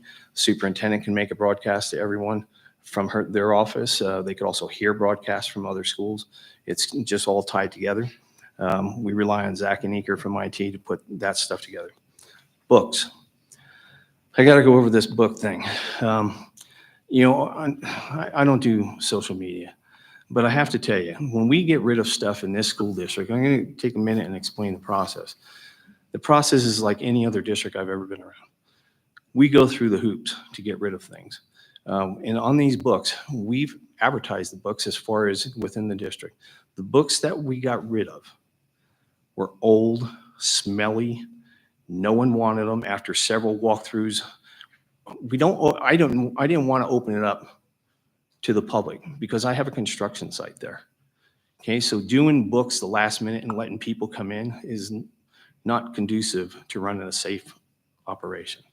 But over the past year, everyone has had more than ample opportunity to come in and look at those books. The media folks, they were okay with it. They looked at them, they didn't want them.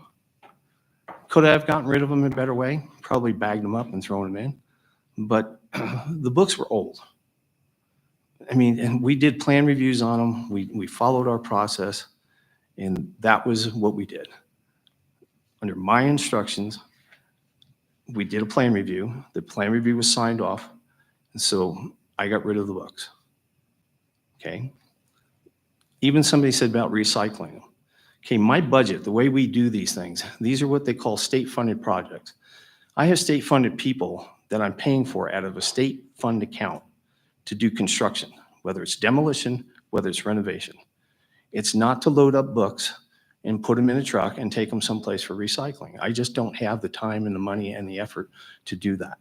So I proceed what is the most expeditious way to renovating that building and keeping it on time. Some of the other projects that I've got. I mentioned Walnut, Desert View. We've got the fire alarm design and a sprinkler system in design right now. They're going out to the fire marshal as soon as they're completed. We have Lowell. I have a design What I'm waiting for on Lowell, for Desert View, Lowell, and North Park, I'm waiting on engineer estimates. For Lowell, we're looking at putting that elevator in. The design did come back. Once I get the engineer estimate on it, we'll go out, hopefully go out to bid for that. North Park Elementary, we have a water line. For those of you, some of you might remember last year going into the winter, we had a water line break. We had to have an emergency repair. So we're going to rip it up, put a brand new one in, and get rid of that taken care of. And plus, we'll size it so that when the time comes to put new sprinklers in, we'll have the water capability and we won't have to pay that again. Other than that, Overland generator and Rock Springs Junior High generators, those were on order for over 2 years. They finally showed up. They're on location, so we'll hopefully get those wired in. And facilities, as far as the facilities, office, and transportation, new roofs on those, because anyone who's been in our building and in Joe's building, at certain times of the year, especially when the snow is melting, you need an umbrella or some rain gear. So we're taking care of that as well. Other than that, this is only a small portion of a board that I have in my office, but I imagine this summer is going to be a really busy summer. With board's approval, we'll have a whole year to work on Desert View. In Desert View, we're not only replacing the fire system, we're putting in, it currently has limited sprinkler system. We're going to sprinkler the entire building. Under the code that it was built, the sprinkler system is more than adequate. But it's my philosophy for what it costs to put sprinklers in every classroom. If I didn't do it, and God forbid we had an accident, you cannot spend enough money to recover staff or a child. So we did the same thing at Overland when the opportunity came, and we sprinklered every single room. Again, it's fine the way it is. It's built towards that code, but we're going to bring it up and exceed the code because that's just what we do here. We're going to be ripping out all the ceilings there. We're going to be ripping out all of the folding doors again, putting in new walls in replace. We'll upgrade some of the electric. Overall, we're probably looking at about a $3 million budget for that. So I'll stand for any questions. Any questions? I just want to add one thing to the books. Those books were 20, 30, 40, or more years older. They also had, we asked librarians to come in. We asked teachers to come in. They all had access to those books if they wanted them for their library. So one of the trustees commented tonight that their child got a book from Westridge. Well, somebody took a book from Westridge to a different school so we could utilize that book. That was done throughout the district. Teachers were invited to come in and if they wanted books for their classroom libraries. So we utilized as many of the books as we possibly could. And some of these had not been checked out of libraries or something for years. So it is what it is, but the process was followed and the books that were sent out had multiple chances to be used and simply there was no use for them. So Superintendent McGovern, do you want to add something? Madam Chair, members of the community, just very quickly to add to that. The books came over to Westridge School over the years from different configurations in Sweetwater 1. So for example, many years ago, the schools were set up to be K6, and then they were reconfigured to be K4, and then now they are K3.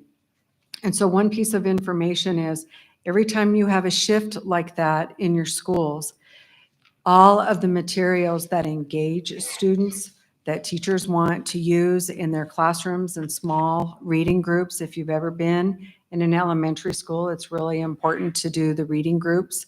So when the schools have adjusted over the years, these books literally get passed around. And so what happens over time is a place becomes a storage spot for them. And they sit and they sit and they sit. So we talked about K6 and then the different grade levels that we had. But we even offered those books to be used by our Head Start, by our early pre-K classes as well. If you remember, they were over in Westridge School for 1 year. So Dan had talked about when we completely renovated Overland School and those books came over, We had the Head Start program in Westridge for 1 year while we were waiting for the school to be finished, similar to what we're asking from the board to do for Desert View. Well, even our pre-K classes, we said the library books are there. Please feel welcome to take your youngest learners in there. And if there's anything in there that you can use to help them, please feel welcome. The students, so we did K-6, we even tried it with pre-K, especially for those learners that were getting ready to go into kindergarten. The kids simply were not interested in the books.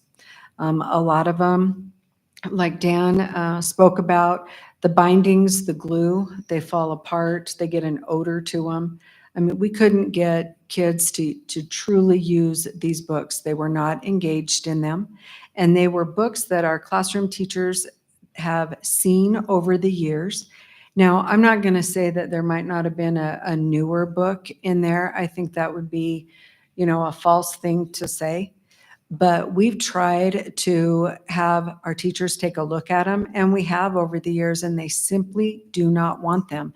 They want new resources that match new standards, that engage kids, that have research-based best practices to use with our kids to teach them thinking skills. And these books simply did not meet that core.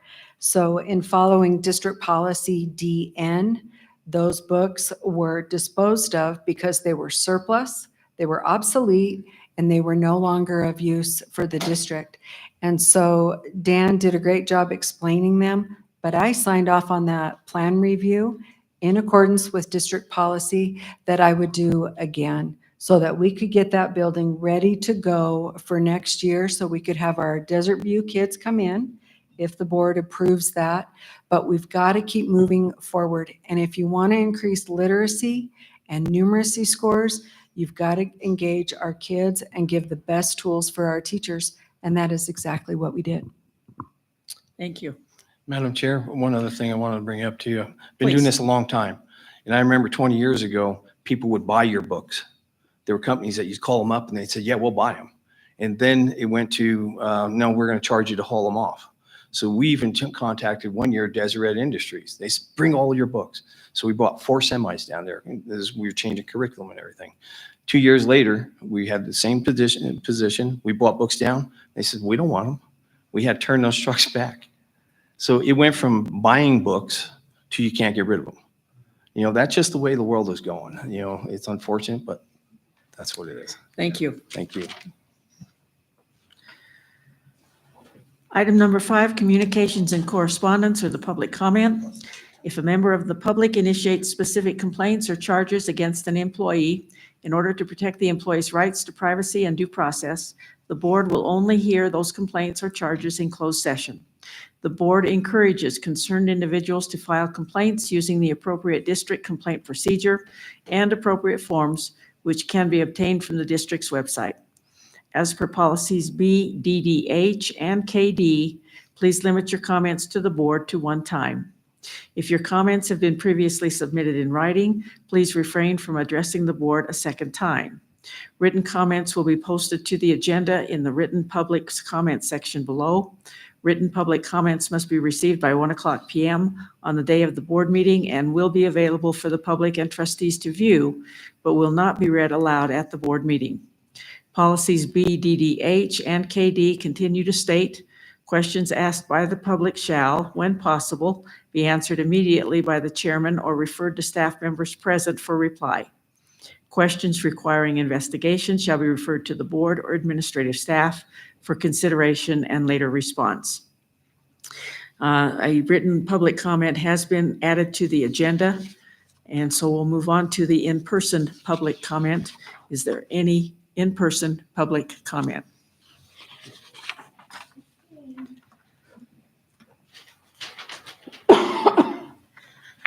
Madam Chair, members of the board, I'm Casey DeMori, and I'm here to give the monthly RSHS Parent Involvement Team update.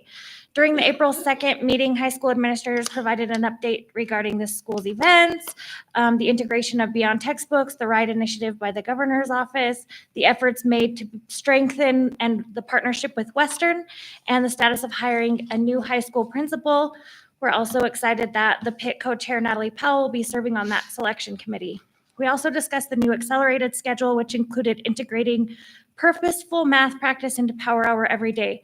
We discussed this concern of buy-in from teachers and community members, and the school admin shared that they believe this buy-in is coming along, and they continue to share information and have conversations each week. A question regarding youth mental health training for teachers and coaches was submitted to the Pitt. It was asked if the youth mental health first aid class was required and or available to district staff. While the district doesn't require the specific training, the admin shared that the professional development related to suicide prevention is required and provided during a Friday PD in the middle of the year. The option to shift the suicide and mental health training to the beginning of the year was discussed. The principal said that they'd look further into the mental health first aid certification, which they know is a great program and opportunity. The Pitt offered to host this class for interested high school parents, should this be an option, and we'll stay in touch with the high school principals about it. Finally, as the school year is coming to a close, we discussed the structure and existence of the Pitt. We had an open dialogue about the role of the team, how we collaborate with the high school admin, and how to better engage our constituents. We shared the concern that it seems like the only time parents are engaged in the conversation is when something very controversial is publicized. We also believe we are only reaching a small demographic and have been brainstorming ways to incorporate more families of various backgrounds. The district personnel shared that they would like to see the Pitt team be more involved in activities and have a closer working relationship with the admin team and high school personnel, instead of sometimes having the feeling that the sole purpose of the team is to hold the school accountable and check in on initiatives and receive information. It was expressed that a more collaborative restructure would benefit the school and hopefully draw in more participation, including that of students. A lot of great ideas were bounced around, and over the next month, we will work through what this team looks like in the future and wait for the high school principal to be hired before finalizing the plans. We'd love to hear feedback on the direction of the Pitt from the parents, district employees, or even the Board of Trustees. You can reach us at rshspit307@gmail.com. Thank you. Thank you. Further public comment?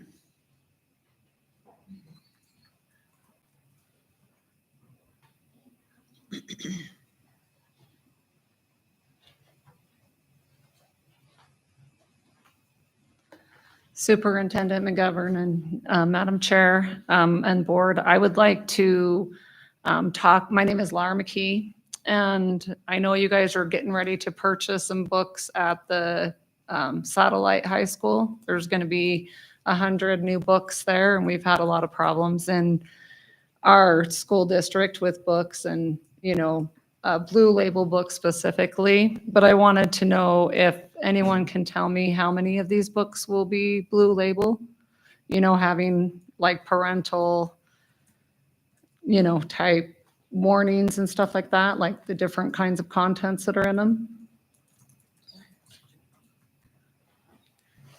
Mrs. Garner, do you have any information on that? I don't have the exact number of the labels, but they do come labeled. Okay. So is there a way to find that out, or? Okay.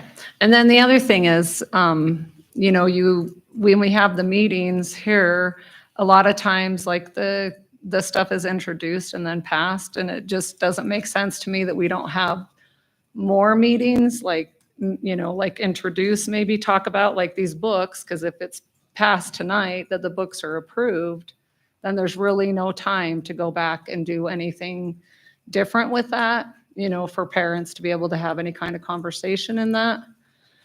Another thing that I have a concern about as well is, and I don't know if that has anything to do with you guys or not, is so when the kids go in to eat their lunch, that they're not able to take anything out of there, say that they have an apple that's not eaten, then they're required to throw it away. And I've tried to get a hold of like the nutrition portion and have not gotten a response back about that. And I just think there's a lot of food insecurities. I have 4 foster children right now, and there's a lot of food insecurities. And I think that's very awful to, I understand if it's been eaten and it could go bad or something like that, that makes sense to me. But to not let them, after parents paid for a lunch, to not be able to take it back and put it in their backpack and bring it home just doesn't make a lot of sense to me. Mrs. Aramosby, you want to comment on that? So, Maybe come to the podium so that, Everyone can hear. yeah, those listening online. So I'm Angie Aramosby, the Director of Nutrition Services. We have share boxes, share bins at all of the schools, elementary schools especially. So students that don't want an item can put it in there for any student that would like to take it. If it is an item that could potentially spoil, we would not let the student take that. Oh, okay. As far as the schools are concerned, I'm not sure what the rules are with school. That's something I'm not aware of. Okay. But Okay. we Thank do you. allow students to I do didn't that. even know about that, so that's awesome. Yeah, and I guess just on the, the, if there's a potential to be able to have, like I said, if we're gonna have books introduced, that we can know what the blue labels are and then have more time to, talk about those things. I will say this, our policy regarding our books is very clear. A parent can decide what book their child reads, and accommodations can be made if a book is not found to be appropriate by the parent for their student. But that does not mean that we will eliminate the book and access to other students.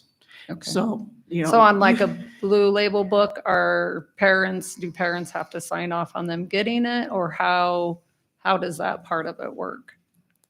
I would defer to someone that deals in that. I know what the policy is. Okay. Okay. We can get Okay. back to you on that too. Okay. All right. Thank you. Thank you.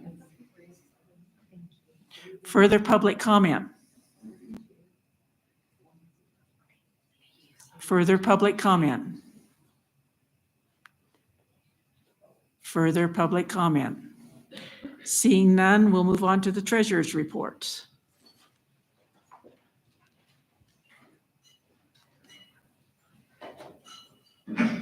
If you need to leave.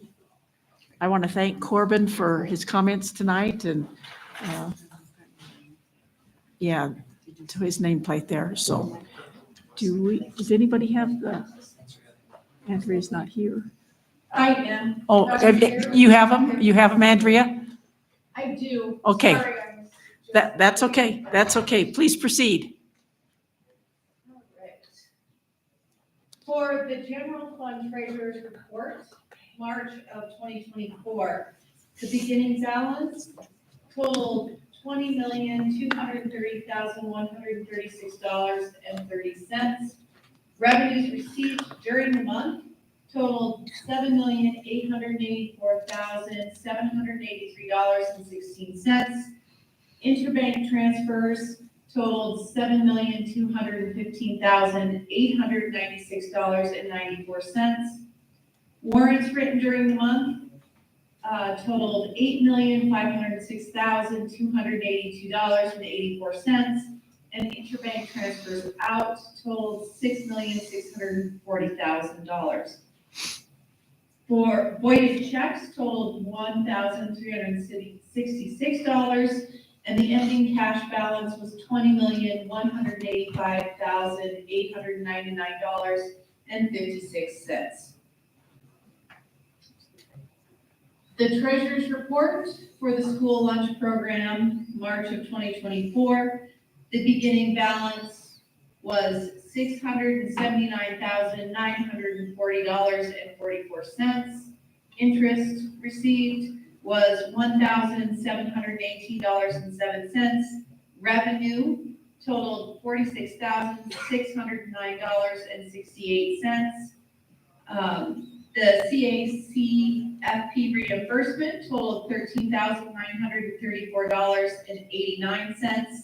The federal reimbursement totaled $136,578.88. And the FFVP grant reimbursement totaled $10,287.67. The voided checks totaled $100. The reimbursement to the general fund was $230,075.34. The reimbursement to the CACFP was $2,671.50. And the bank transfers for the FFPP grant were $10,287.67. The ending cash balance, or the ending balance was $626,935.12. The treasurer's report for the Head Start program, Child Care Food Service, as of March 31st, 2024. The beginning balance was $97,469.75. Deposits totaled $1,351.44. Warrants cleared were null, and then the ending balance was $98,821.19. That concludes the treasurer's report. Thank you. I entertain a motion to approve the treasurer's reports for the general fund, the school lunch program, and the Head Start program. It's a motion by Mr. Wright. Is there a second? Second. Second by Mrs. Schumacher. All in favor, please say aye. Aye. Opposed by the same sign. Motion passes. Moving on to item number 7, the warrants. Mrs. Summers. The warrants for, as of April 8th, checks number 166593 through 167143 total the amount of $3,693,583.97. Net payroll numbers 129491 through 129507 in the amount of $26,192.91. And numbers 796802 through 798224 in the amount of $3,305,875.41. Checks number 3909600, 3911004, and 3906347. Transfers from the general fund total the amount of $1,810,000. Checks number 3906348, 3911719, 3914644, 3917637, 3919459, 3923748. Transfers from the general fund totaled $4,830,000. And then check number 3-2024-01 to the insurance fund totaled $532. And that concludes the warrants. I'd entertain a motion to approve the district warrants and approve their release. It's been moved by Mrs. Thompson. Is there a second? Second by Mr. Wright. I want to declare a conflict on warrant 00166-886. Any other discussion? Okay, all in favor of approving the district warrants and release their payments? Aye. Aye. Opposed by the same sign? Motion passes. Item number 8 is an executive session for discussion of legal and personnel matters. I'd entertain a motion to go into executive session. It's been moved by Mr. Wright. Is there a second? Second by Mrs. Thompson. All in favor, please say aye. Aye. Aye. Opposed by the same sign. Motion passes. We are now in executive session for the discussion of legal and personnel matters.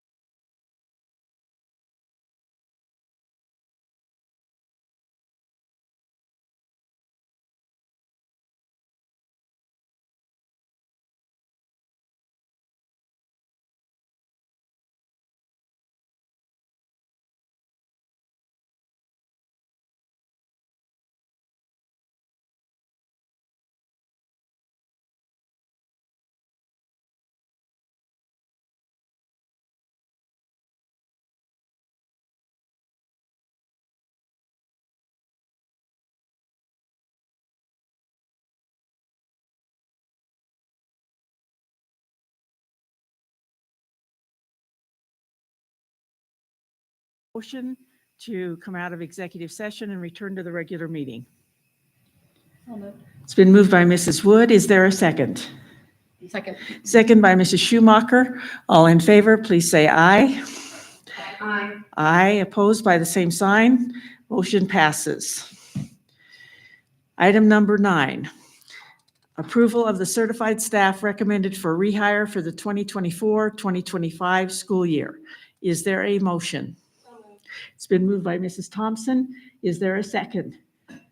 Second. Second by Mr. Wright. All in favor, please say aye. Aye. Aye, opposed by the same sign. Motion passes. Item number 10, approval of the administrative staff recommended for rehire for the 2024-2025 school year. Is there a motion? So moved. It's been moved by Mrs. Thompson. Is there a second? Second by Mr. Wright. All in favor, please say aye. Aye. Aye. Opposed by the same sign. Motion passes. Item number 11, temporary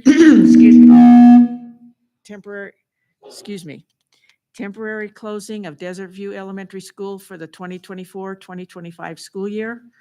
The recommendation to temporarily close Desert View Elementary School and relocate Desert View Elementary students and staff into Westridge Elementary for the 2024-2025 school year, and then move Desert View Elementary students and staff back into a newly renovated Desert View Elementary School at the start of the 2025-2026 school year. Is there a motion? It's moved by Mr. Wright. Is there a second? Second. Second by Mrs. Schumacher. Any discussion? Seeing none, all in favor, please say aye. Aye. Aye. Opposed by the same sign. Motion passes. Item number 12, the 2024-2029 strategic plan. Approval of the draft 2024-2029 strategic plan. Is there a motion? So moved. It's been moved by Mrs. Thompson. Is there a second? Second. Second by Mrs. Schumacher. Any discussion? I just want to say I appreciate the time and effort to make those last revisions, Mrs. Garner. I do like the blue a lot better. At least I can read it better. So thank you. And the other changes to add to some of the ways we're going to check on progress and stuff like that. So thank you very much for those changes. Further comment? I just wanted to clarify that I know that there was at least one constituent that was concerned about the review of the strategic plan. We are planning on reviewing that annually. Further comments or questions? Seeing none, all in favor of the motion to approve the draft 2024-2029 strategic plan? Aye. Say aye. Aye. Opposed by the same sign? Motion passes.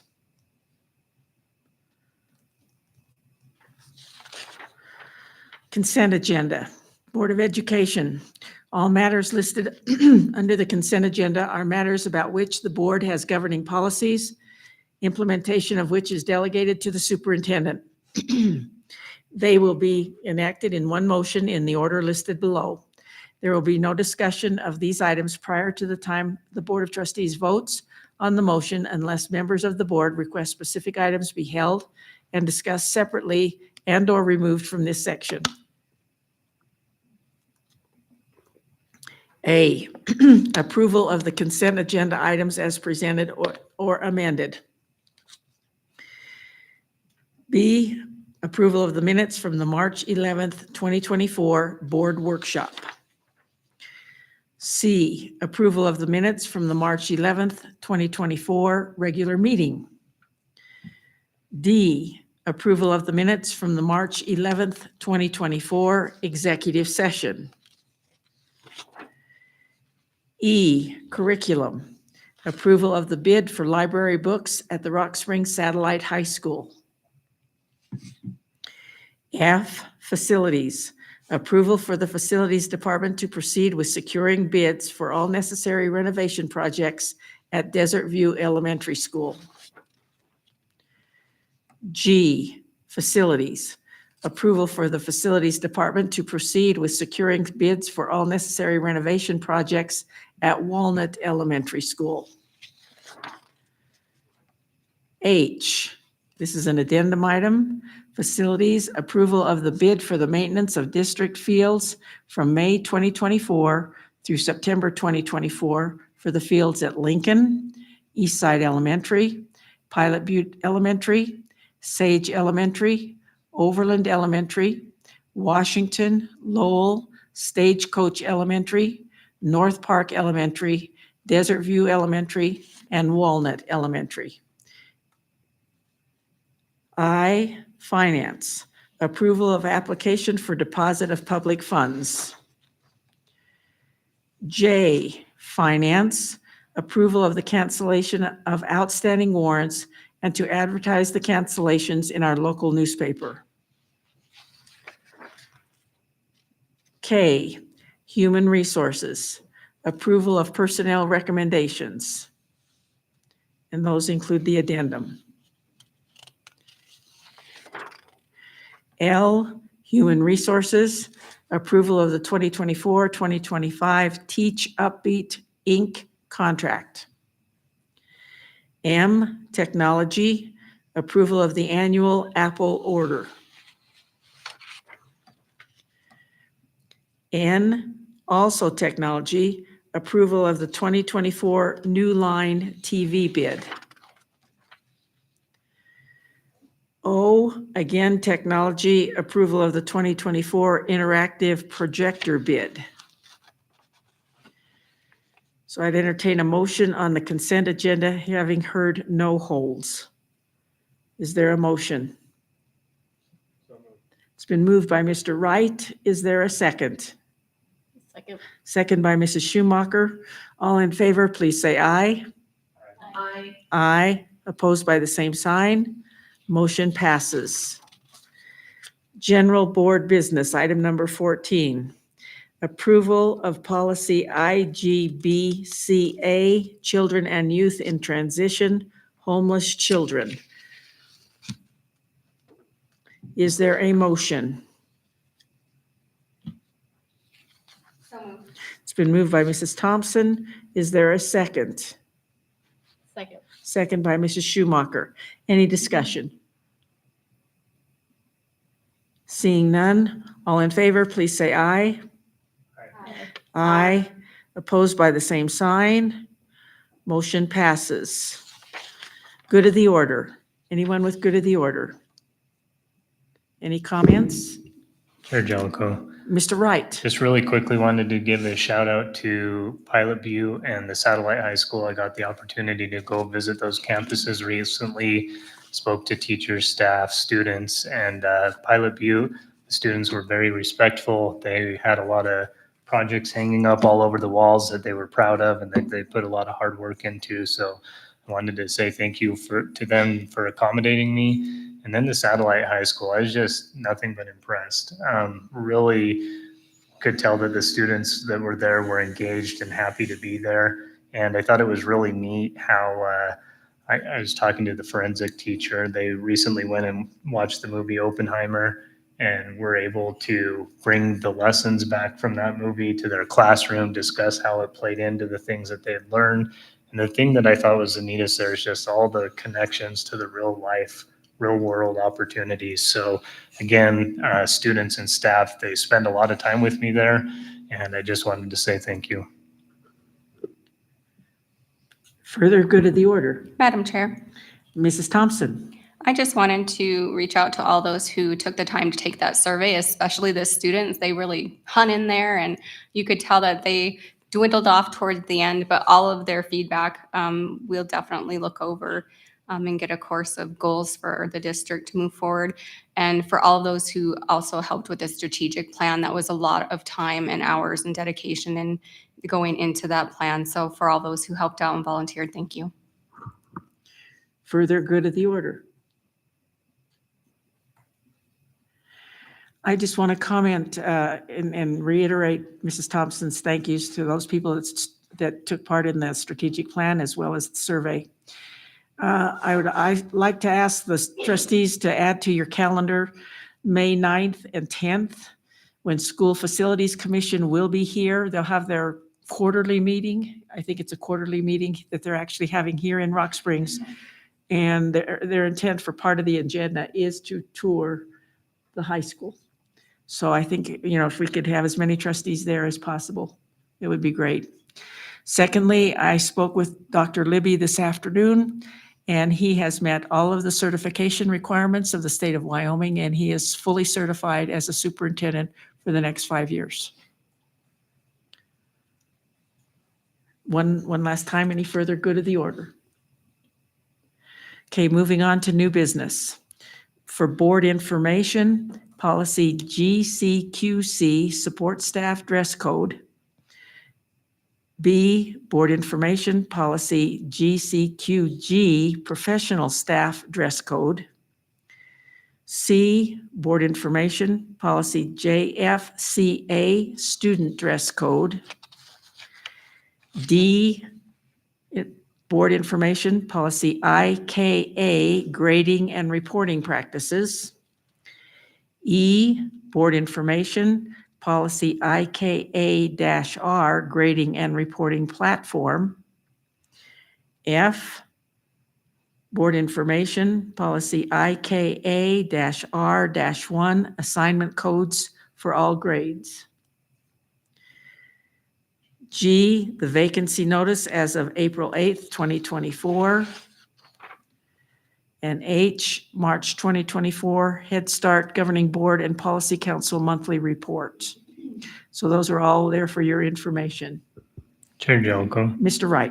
just wanted to comment to the policies, particularly the dress code, student dress codes, but as well as some of the grading and reporting practices and that are there for the board's information. So in an effort for full transparency, I wanted to try to address the hat discussion that was had during the policy committee, as that seemed to be the one item in the dress code that garnered the most feedback.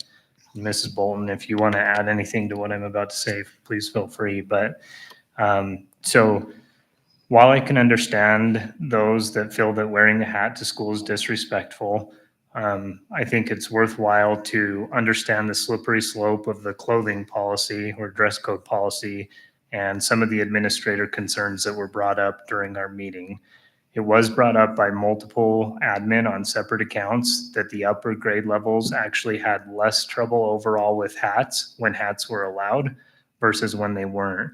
Some students, it seemed, were wearing hats out of spite when they were not allowed, and tying up a lot of valuable admin time in trying to enforce the rules. Furthermore, I think we have to look at the collective of the school day, and that is, what hills do we want to die on and what's most important at the end of the day. So the hat discussion and the concerns therein that the teachers had, for example, not being able to see your students' eyes, hiding AirPods, etc., then extended to hoodies and whether or not they should be allowed, as they drive the same concern. No one, however, felt that hoodies should be against policy, especially in our climate. We can understand why students would want to wear them.